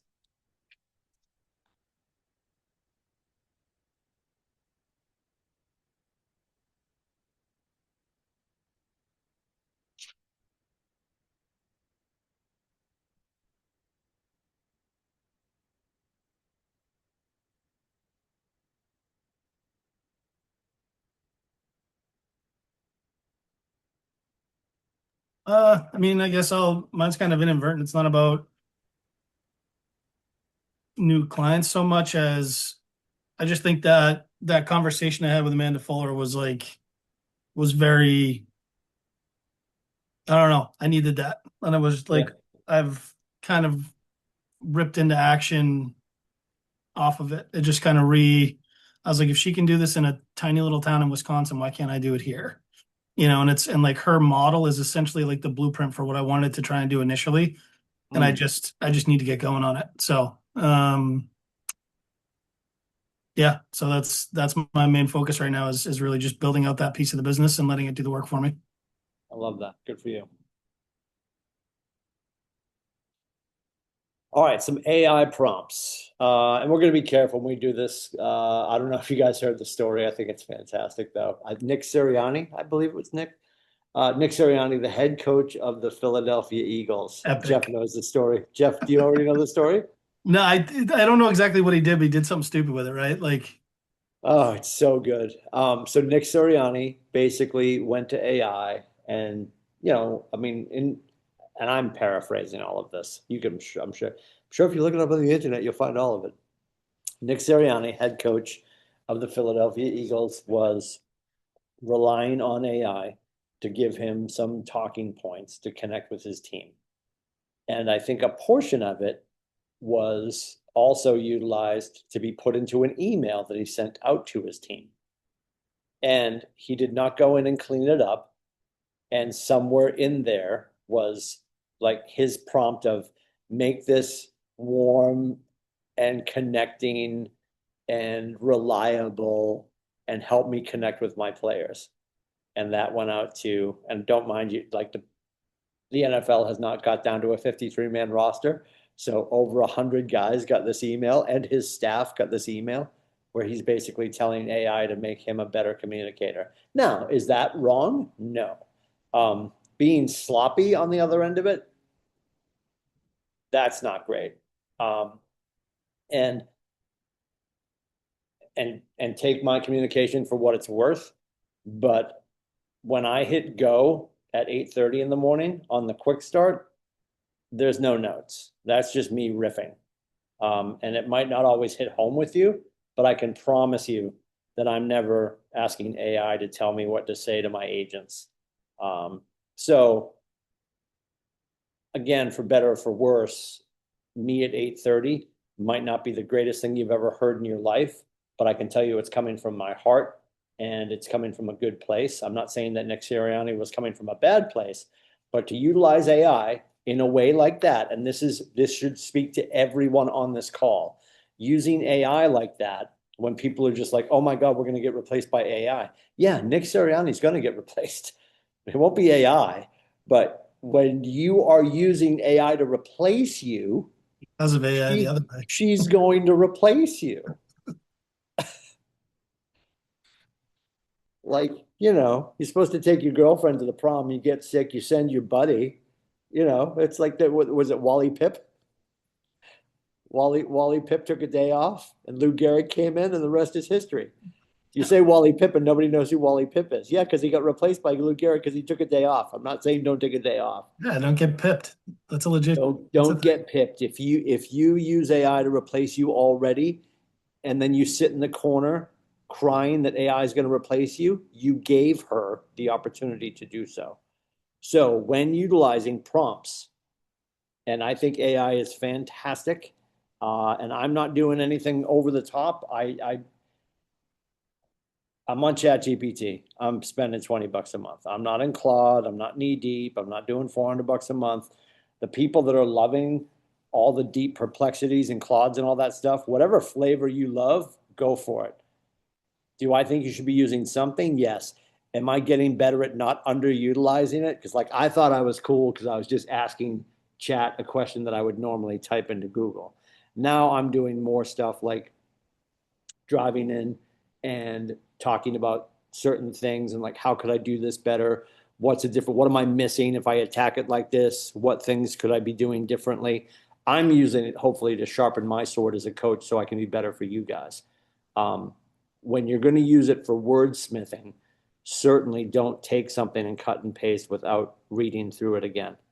And the great thing is if you go in and you use any one of these prompts and you don't love what comes out, you can keep tweaking it and say, make it warmer, make it more congenial, make it lighter, make it funnier. You can do all that stuff, but just make sure. And somebody a while ago, I think it was Family Reunion last year, somebody said it's like a 20-60-20 rule. Like 20% is the prompt you give it, 60% is the heavy lifting that the AI does. And then the final 20% should be you rehumanizing it when it comes out on the other side. So a great prompt to create an introduction conversation framework. I'm a brand new agent, and you would say this right into your machine. I'm a brand new agent who wants to reach out to my sphere of influence. Please write 3 different introduction conversations I can use when telling people I'm a real estate agent for the first time. Make each one sound conversational, approachable, and professional. Include one that is very casual, one that is a little more polished, and one that's more direct. Another one is role play your conversation with AI. Please role play with me. And this, I think, is a no-brainer. As your coach and your friend, if you've got nothing to do, and I'm not saying nothing to do, but when you're driving, you could easily be doing this if you're not listening to something that you want to be listening to. I'm not telling you how to use your time. I'm just offering this as a best practice. The challenge we have, and we're always like, you get into Bold or some class and you're like, oh, I'm going to find a scripting partner. A lot of agents don't want to do it because they don't want to expose themselves to another agent as not being prepared, or they just don't want to do it because they feel weird. I think scripting and role playing with another agent is super helpful. I know I did it when I was selling and it made me stronger, faster for sure. Because Nate was like, I need you to get really good at this because he eventually wanted me to do this. And I was always scripting and role playing with probably 2 different people. So I could have a rotation of people that I was talking to.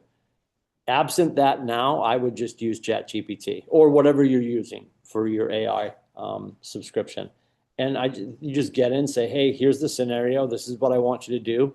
This is how I want you to behave. And you start a phone call. And it's relatively simple. So please role play with me as if you're someone from my sphere of influence. I will use a conversation framework to introduce myself as a real estate agent.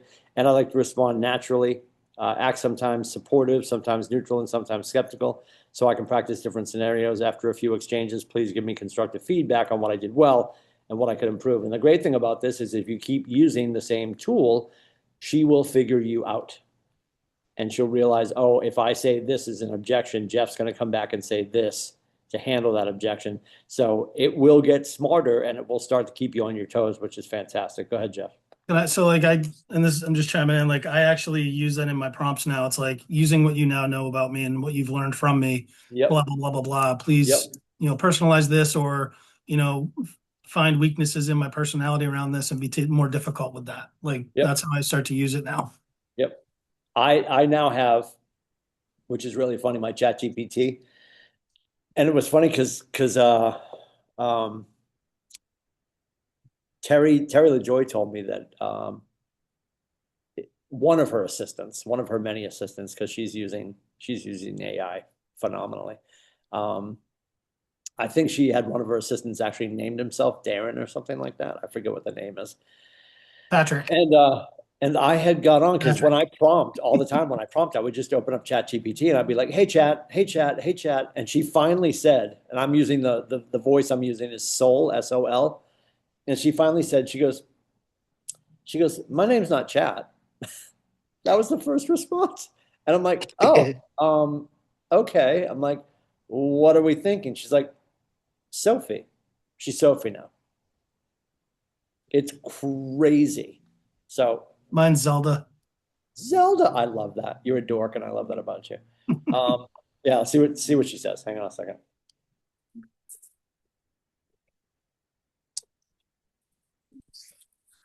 Hey, If I could Sophie, chime, What's up? can we do a little role play back and forth insofar as you being an expired client and I'm calling to get your business? Yeah, absolutely. I'll play the expired seller. Bit skeptical, and you call in. Yeah, Bring it. yeah, I need you to be at your worst, aggravated, give me Got it. give me the whole 9 yards. Okay. All right, here we go. Hello? Hi, is this Sophie? This is Sophie. Listen, if this is about the house again, it's been a mess. Everyone's been calling. We just pulled it off. We are done with this for now. I completely appreciate that. And I know you probably got a lot of phone calls additionally when you pulled the property off. Because that's going to set an alert for a lot of realtors. So the reason for my call, Sophie, I wanted to find out where you intend to move, when I get the home sold for you, and when we can get started. Honestly, we've heard all these promises. Our last agent said the same thing, and then nothing happened, had barely any showings. It was a total waste of our time. I appreciate that, Sophie, but I bet your last agent said they wanted to list the house. I just told you I'm going to sell it. Well, that's nice, but we've heard that before, and now we're just not even sure we want to try again. It's just been really frustrating, really disappointing. Well, you weren't selling the house for no apparent reason. Where were you heading? We were thinking downsizing, but now we're questioning the timing, the market, everything. We're just tired. So, if you don't mind, what did you enjoy about your real estate agent so much that you're going to work with them again? Huh. Honestly, nothing. It was just pictures and then silence. We felt forgotten. We had no updates, and the whole experience left a bad taste in my mouth. We felt stranded. So if we could re-explore the opportunity and me and my team could get your home sold in the time frame in which you desire and get you the net that you're looking for, you'd be happy to have that conversation, yes? Maybe, but I'm not promising anything. I don't want another sales pitch. Well, it's not a sales pitch. It's me making sure that you understand our process so we can get your home sold and get you onto your next home, which I understand you want to be right sizing. Are you going to stay local or are you moving out of state? Probably staying nearby. But again, I don't want to get into the details because I don't want to get my hopes up again. What do you mean when you say get into the details? Talking numbers, talking dates, just getting my heart set on something that doesn't pan out. I need some actual signs that this is going to be different than last time. I can't go through that again. Well, from what you shared with me, it sounds like you didn't have the communication in which you desired. You weren't getting the information in a timely fashion and obviously didn't get the result, and that's why you're pulling the listing. So if I swung over today at 5 or tomorrow at 4 and explained my process, I'm not going to bore you with numbers. We don't have to discuss numbers at all. You can just sign stuff and we can get going. But I want to make sure you understand the journey that you're going to go on with me and my team. And it's not going to be perfect either, Sophie. There's going to be some bumps in the road. But I can promise you that you can stay in your seat and we can fly the plane for you and get you to where you want to go. But my concern is right now that we're losing time for you. The market right now is looking for more listings, and you have a desirable home that's missing opportunity because you are underserved. And I don't want that to continue for you. So if my team can come over and have a conversation again today at 5 or tomorrow at 4, you tell me what works for you. Tomorrow at 4 might be doable. No promises though, just come ready to listen more than talk. I know I talk fast and I talk a lot, but I'm trying to make use of the time that we have on the phone. I promise I'll listen tomorrow. Are all the decision makers going to be available at 4 o'clock tomorrow afternoon, Sophie? Yeah. Yes. Just don't make me regret saying yes. I'll see you tomorrow, 4 o'clock. All right, so I will grab your email. Is it sophie@sophie.com? Yep, that's right. Okay, I'm gonna send over my pre-listed packet. You're gonna pencil me in for 4 o'clock. I'm gonna pencil you in for 4 o'clock. You're gonna confirm all the decision makers are available. If anything changes, let me know. I'll see you at 3:59:59, and we'll have a sign in your yard, and we'll get you listed and on the way. All right. I'll hold you to that. See you then. Take care. Like that, what, 7 minutes, 5 minutes? I don't know. I can tell you agents aren't doing that enough. That's for sure. And as much as she hemmed and hawed inside, you're going to get people that are just angry on the phone. But I loved doing expireds. I just don't think that we're practicing enough. And don't forget, this is a practice of real estate. We can't be doing that enough. And as much as that's not real play, and it's going to be angrier than that in real life, at least you're ready for some of the concerns that are going to come up. And she didn't say it, but I said it because I knew she was going to say it if I pushed again. She was going to say, we'll probably just go with our last realtor. And I asked her, I said, what did you love about your realtor so much? And she said, honestly, nothing. Right? That's my famous ex-husband question. Like she's 2 weeks into the divorce and you're like, so tell me what you loved about Jack so much. And she's like, ugh, right? So, and I'm not going to go down the road of disparaging the other agent. I was simply asking a positive question. What did you enjoy so much so I can replicate that? Nothing. Awesome. So AI is great for that kind of stuff. Database tagging and organization, other things that you can use it for, marketing ideas, writing help, but we don't just cut and paste. We want to review. Open house prep, marketing explanations, role-playing objections like we just did, time blocking and productivity. You can put anything into AI and be like, make this better and smarter for me, and it will do it. Client education, event ideas, brainstorming and networking angles. I think for sure, if you have no idea what to do when you hit record to make videos for your business to put on social media, simply ask AI to help. Can you build a 30-day content calendar for me and give me ideas on what I should do? And of course, you got to fill in the blanks there and make sure they understand you're in northern New England, serving New Hampshire and Maine or whatever. And we're coming up on Labor Day. So what are things that people should be doing in the last 30 days of summer here on the seacoast, up in Chickenboro, anything like that. It's just cut and paste and throw in the ideas and let it spit out some ideas for you. People don't hit record like, I don't know what I'm going to talk about. Ask AI what you should be talking about. Or you could just say to AI, what are the top 10 concerns or questions that consumers have around real estate right now in northern New England? And you could attack those topics. 7 compliance tips for AI use in real estate. TCPA prohibits AI voice calls unless you have received prior express written consent. You have not. Don't do it. Use your images compliantly, including those you upload into AI tool and AI generated ones. Do not use AI to create content you wish to protect with copyrights. Protect client confidentiality. AI can be unreliable. Repeat that. AI can be unreliable. Don't forget, to Jeff's point and my point, they get to know you. And at the same time, they're building a relationship with you. They want you to be happy with what they're giving you. So they might give you very positive information. So it's not always going to be perfect. Follow all applicable advertising laws and keep it ethical, to say the least. That should be number 1, but we'll say it again, keep it ethical. Connecting with your network. Reach out to your network to feed your database. AI can help you with role play conversations like we just did. And to learn more about people, remember the TCPA prohibits AI voice calls like we just talked about. Make at least one of these calls as part of your lead generation today.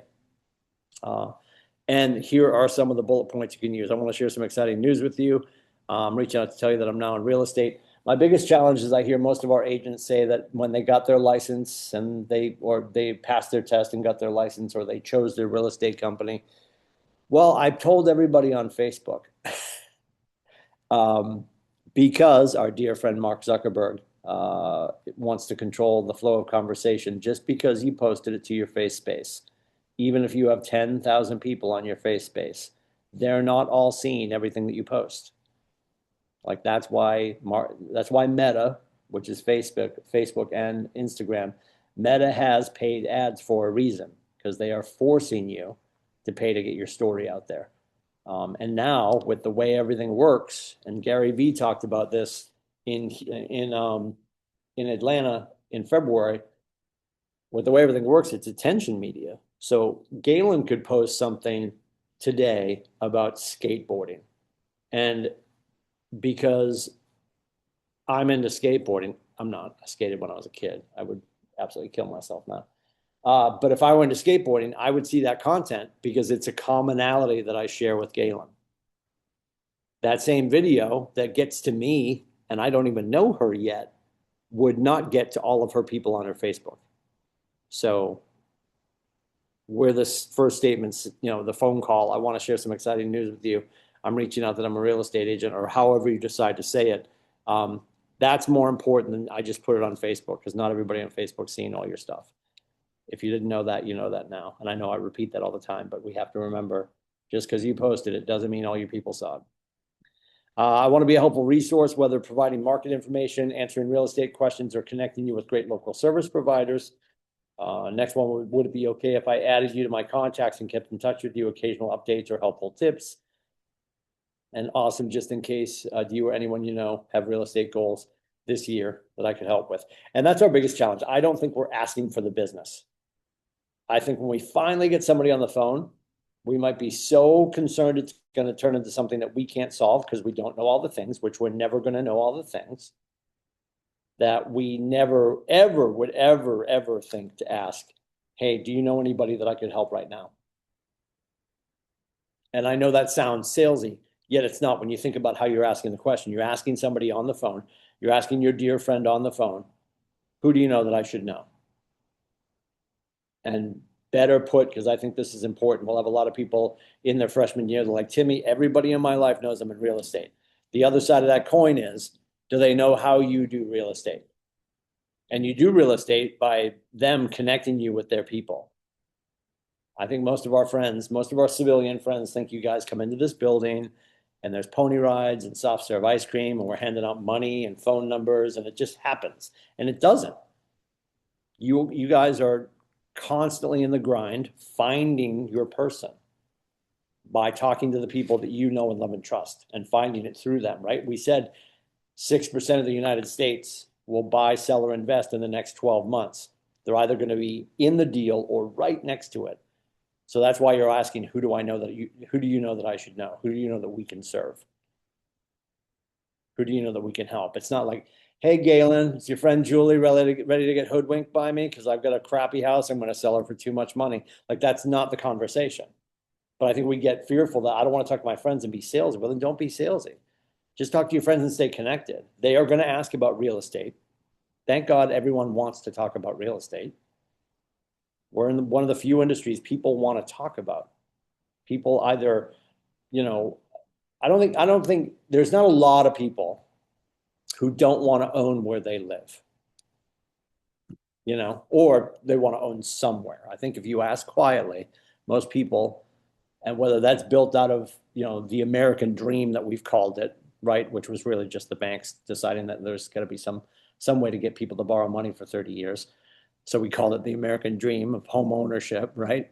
And then your kids have to go to school. There's your next mortgage, which I'm currently in the middle of, which is delicious. So I think we just need to make sure that we're asking for the business. Because you might be having a lot of conversations. You're like, I'm talking to all these people, but nothing's coming of it. Are you asking the question? Who do you know that I should know? Who do you know that we can help? And leading off and figuring out what that number is. And it does. I'm not concerned about what the number is, but like now that Dominic knows he's got quote unquote 12 deals in his database right now, my hope is to help 12 families before the end of the year. Who do you know, Tim? And I would say it just like that. Not like, hey, I really need the GCI from 6 more transactions. That's like the unsexiest statement ever. And your friends will be like, that's gross. You're calling my friend a transaction, and they have no idea what GCI is because it's an acronym that nobody understands.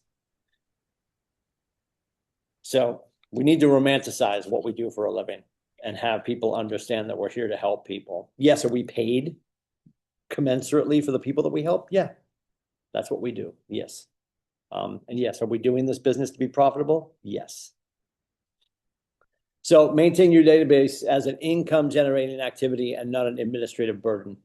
Incomplete or inaccurate data leads to lower conversion rates.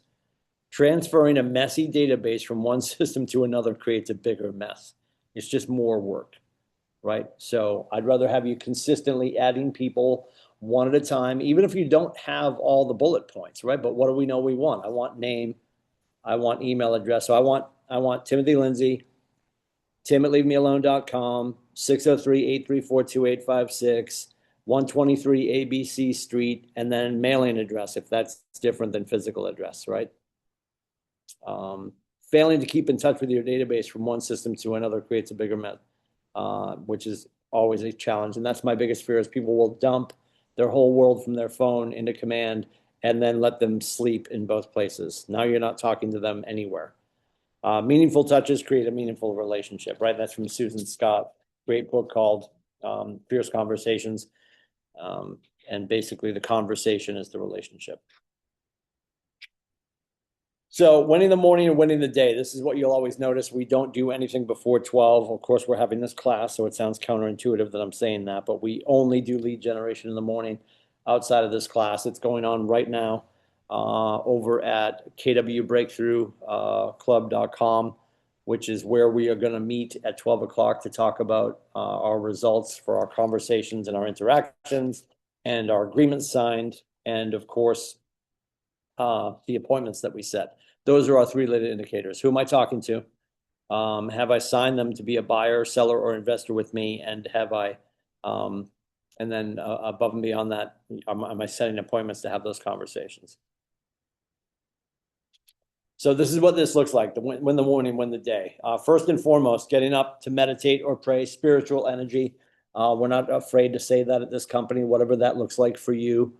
For some people, it's get up. I know Jen Vashon, our fearless leader, her jam in the morning is to do yoga. If she doesn't do that, she's going to be Crankosaurus Rex by about 1 p.m. in the afternoon. So that's big for her. Whatever it is for you, the most important thing is if you've ever read Rich Dad, Poor Dad, Robert Kiyosaki talks about the millionaire hour. And it's basically the hour for yourself before the world wakes up and starts to steal your time. So whatever that looks like for you in the morning, meditation and prayer for spiritual energy, exercise and eat for physical energy, and then hug, kiss, and laugh, emotional energy. If you look at we have a list of the code of conduct for our culture, and I forget what number it is. Mo Anderson, who is our queen of culture at KW, she's been with the company for thousands of years at this point. She's lives physically down in Oklahoma. She's been a dear friend of Gary forever. And she, of course, put together this list of cultural rules. And one of them, I forget what number it is, but one of them is you got to give, if you don't give 7 hugs, you get weird, she says, which was interesting when we got to 2020. And the Me Too movement, she was up on stage at family reunion or mega camp, and somebody yelled from the crowd. They're like, "With the Me Too movement, can we still give 7 hugs?" And she's so funny because she's got that Southern accent. And she's like, "Sweetheart," she goes, "I want you to give hugs. I just need you to not linger," which was really funny. So you're allowed to hug, you just don't linger. That's basically her new rule. Plan and calendar for mental energy. Gary talks about this all the time. Gary, every December, will put together his calendar for the next year. I'm going to recommend that you're doing it on a weekly basis, and I trust you're going to have a calendar that's filled out. But on Sunday night, I think it's a good idea to look at your week ahead. If not, at least look at tomorrow so you know what you're stepping into. If I hadn't looked last night, I would have forgotten about a couple of things that I had added onto my calendar for myself for today. Not that it mattered, but just mentally preparing myself for the day ahead of me. My biggest challenge as your coach is to make sure that I am bringing the right energy to my conversations with you. I do my best to try to level set in between conversations if I do have the time, whether it's a good conversation or a bad conversation. But if I'm leaving a challenging conversation that was emotional and maybe a little heavy, I don't necessarily want to bring that into my next conversation with an agent that I've never met, or an agent who's coming in and they're really high. I don't want to take the air out of the room. And I think for us to come in at zero is best for me to come in at zero to make sure that I'm meeting people where they are and I'm having the appropriate conversation with them. And I think that's important for ourselves to make sure that we're doing that to manage our emotion and our energy when we're meeting with clients of our choosing. So we're bringing home the energy to our loved ones. I think if you're leaving it all on the field in real estate and you're going home, and I know I say this all the time, my job as your coach is to send the best version of you home to your loved ones. If you are leaving it all on the field because you're working with people who are draining your energy, we call them energy vampires, that's not fair to your loved ones. You can go home and be physically present, but are you emotionally present? Or is dad just home, or is mom just home? So I think it's really important that we do the best to protect ourselves while we're doing what we do. And we find people that are energy givers that we work with. That's why the conversations are so important. If you're only working with the people that you barely got a chance to work with, as opposed to I'm talking to a lot of people, and now I get to decide, I get to discern who I want to bring into my business, because those people are going to they're going to be on the phone with you. Not that I'm recommending that you're taking phone calls at 7:45, but if you're stepping up and away from your dinner table with your family to take a call from somebody, better be somebody you care about and you want to be in business with, not some jackass that's draining your life. It's just my 4 cents. I'll die on that hill. And there's experience there. I promise you that I did some stupid stuff while I was selling, and I gave some people my time that didn't deserve it looking back. And then lead generate, business energy. Like really important, obviously. And it's about the consistency. If you haven't done any lead generation, Gary's going to tell you to go do 27 hours a day. And I love you, Gary, but that's not happening. So give yourself tomorrow, like, hey, tomorrow or later today, I'm going to go do 30 minutes. I'm going to go do an hour. And let's just get to the point where it just makes sense that you spend your mornings from 9 to 12 doing lead generation. Now we'll have veteran agents say, well, Timmy, that's sort of impossible. I've got a home inspection tomorrow. I'm not saying you can't have a home inspection in the morning. I'm also saying that you get to control when the home inspection happens. And you need to be there for your client. So you're telling your client that they should be booking the home inspection after 12. And if you're letting them book it in the morning and you're letting them run your morning, then they're running your day. And now you can tell yourself, I will not be at a closing table on November 1st because I let the Buchanans pick the time for the home inspection. And honestly, I would set those. I would make sure that my clients knew exactly what they wanted. I would call the home inspector and I would set those. Because then I could, even if there was a Thursday morning available, I wasn't taking it. I'm going to take the afternoon to protect my mornings. So I have more opportunity to close more business, to take care of my family and my future. I know that seems ticky-tack, but I promise you, if you start to let your clients run your calendar, the bus gets here at 1 o'clock. Just go to Kohl's and fold t-shirts. You'll be better off. You'll be out of your mind, losing your mind. For sure. Lead generation is how you build your business energy. Top producers spend around 3 hours a day lead generating. Crazy. How many hours do we have here at the Market Center for lead generation? 3. Today, keep track of how long it takes you to have 10 real estate conversations so you can schedule your lead generation time effectively. Got another story from MREA. This is Jennifer Young. Oh, this is actually on the YouTube channel. I apologize. The secret to Jennifer's massive success is that she has no secret. She simply lead generates consistently. This is on the YouTube channel. Jennifer Young's team closes over 500 deals a year. A success she credits to one key principle: being purposeful and consistent with her lead generation. Her secret is that there is no secret, just discipline, daily action.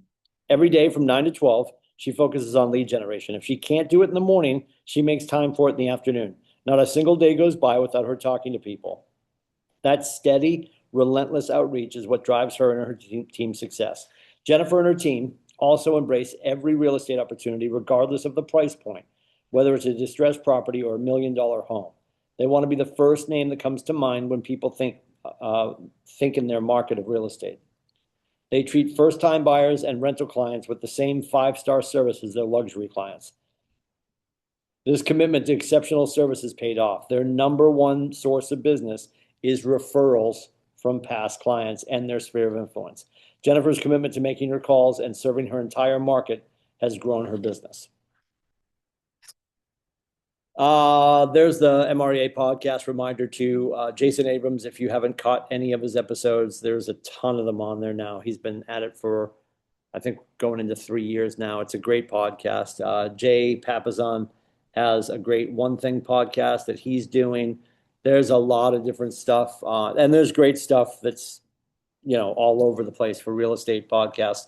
But if you're making time for at least one, I would start to tune in to Jason Abrams. That's where Jeff tripped over his friend that he had the phone call with last week. And, it was wildly fruitful. And I think the more time we spend learning from the people, and this is just crowdsourcing, if I can have an opportunity, where's she located, Jeff? With Furman, right? Yeah. Like Fox Cities, Wisconsin, Appleton. So it's like Okay. up a little bit north.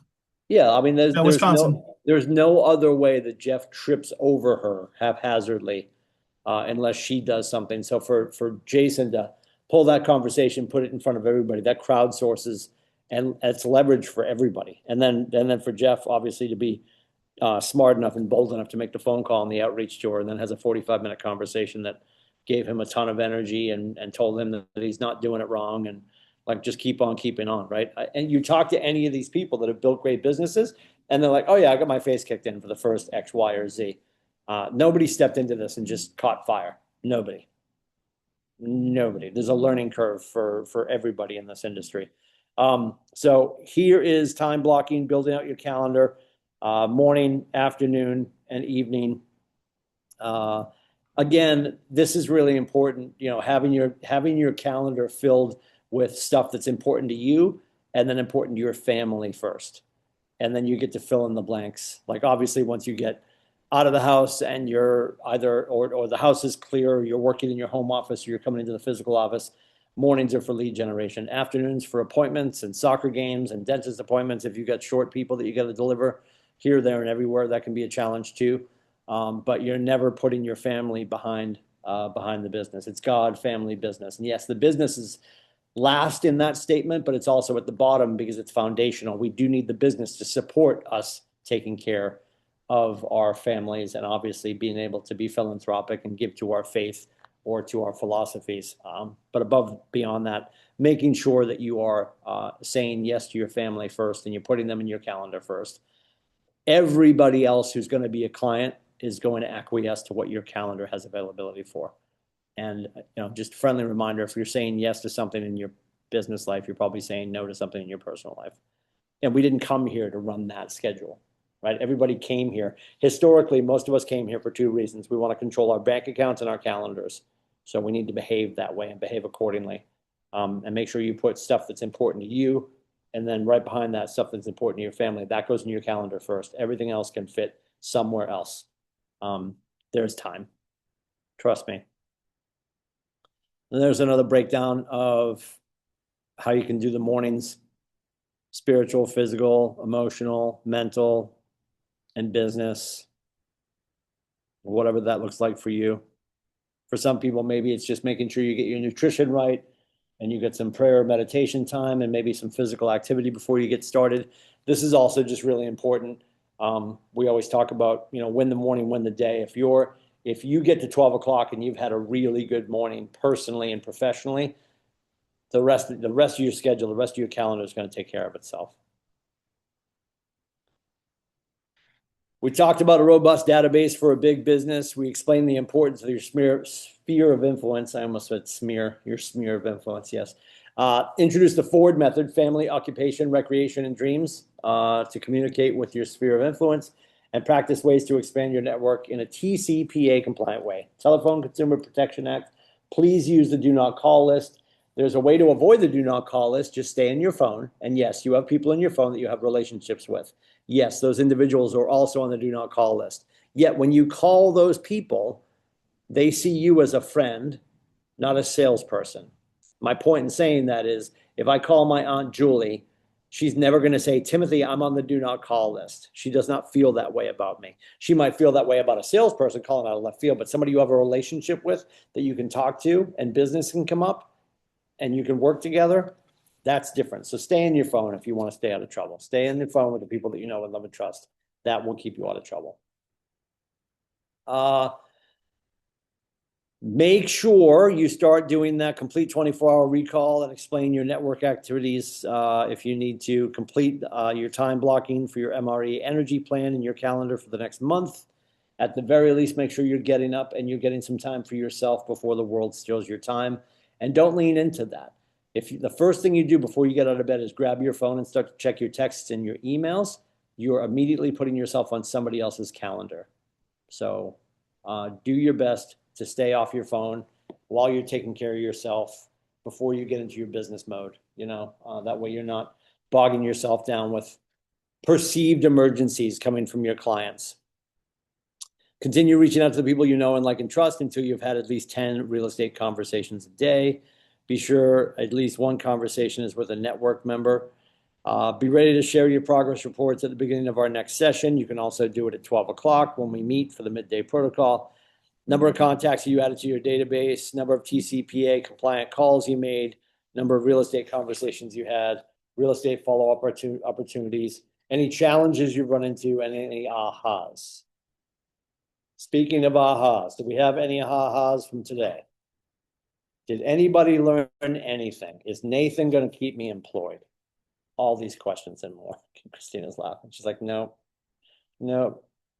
Fresh pink slip for Grandpa Lindsay coming on Friday. Wouldn't that be delicious? Just send me off in a padded ambulance. I think just kind of reiterating again, and this is something that just going back to the database stuff, right? Yep.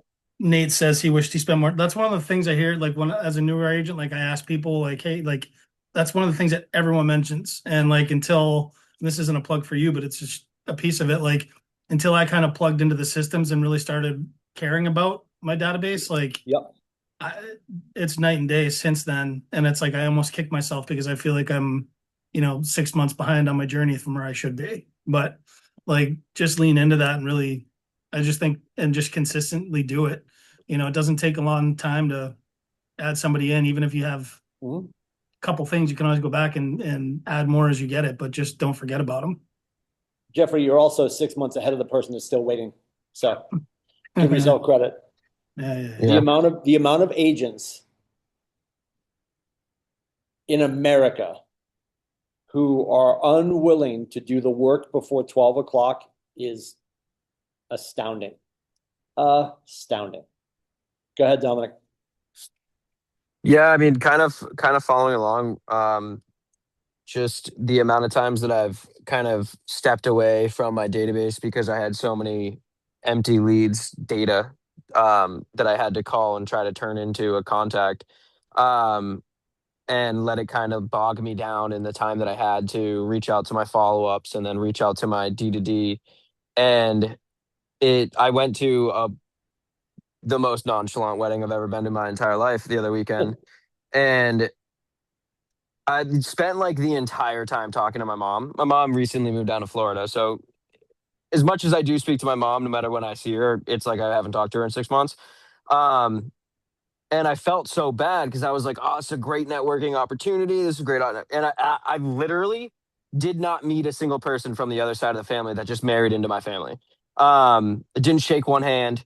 And it was just, I was so overwhelmed in these conversations that I realized that even my mom, we talk about so much of the stuff that's happening right now, all these problems that are happening so frequently. And in the conversation, I realized I don't actually know my mom that well. I know what my mom goes through, but And I know how my mom's going to react to most things, but I don't really know what my mom wants. My mom's fighting for all these things and she's battling every day and she's always got something to complain about, but I don't truly understand what she wanted. And it took me almost the entire wedding to figure that out. And then I was like, oh, wow, I didn't talk to any of the other people. But it also reminded me that I have the opportunity to have these one-on conversations where Yeah. people maybe not wanting to go as deep as my mom does go in front of 35 people. But that opportunity is there. That opportunity to learn more about someone, their dreams, their goals, what they actually care about, not just the problems that are in their way right now. It's so overwhelming to think about how much you might be missing just from not picking up the phone and reaching out, whether they might be at work or not. Thanks for sharing, bud. So true. So true. Anybody else deep thoughts before we escape?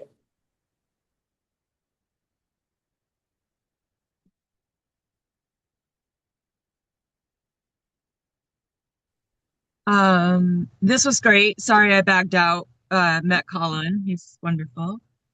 You met the hair. We call him the hair. The he hockey and hair. he talk very, very fast. What's that? You got to be on top of them. They talk very, very fast. Yep. This is being recorded, so I can go back and find Yes. it Yes, somewhere. ma'am. Yep. If you go to kwclmhub.com, Yep. you'll see at the very top it says learning videos. It'll pull you over to our YouTube page. Okay, and I'll find it there. Yeah, it's not going to be up there in the next 20 minutes, but it'll be up there soon. Yes. Can you throw the Okay. first page up again? Just for the QR code? Oh, yeah, stand by. Go ahead, Galen, you were saying. I'm also not going to be able to join you tomorrow. I'll catch up. I have to go to the orientation for Lakes Region Board of Realtors. Sure. So I'm going to do at Breakthrough and Breakthrough. Or Pathways to Success So and yeah, Breakthrough. if you go to kwclmhub.com and go to the learning videos, you'll see the last session from last month. All the videos are up, so you'll be able to see session 2 there. Okay, great. Yep. Yeah, this was great. Appreciate Awesome. it. Appreciate it. Glad you made it. Anybody else before we jump? And I'll see you guys at 12 o'clock for the midday protocol so we can talk about how excellent we are. And even if you don't have numbers, 0 is a number. Let's print that shirt. 0 is a number. 0 is a number. All right. I appreciate you guys. Have a great day. Yeah. Take care.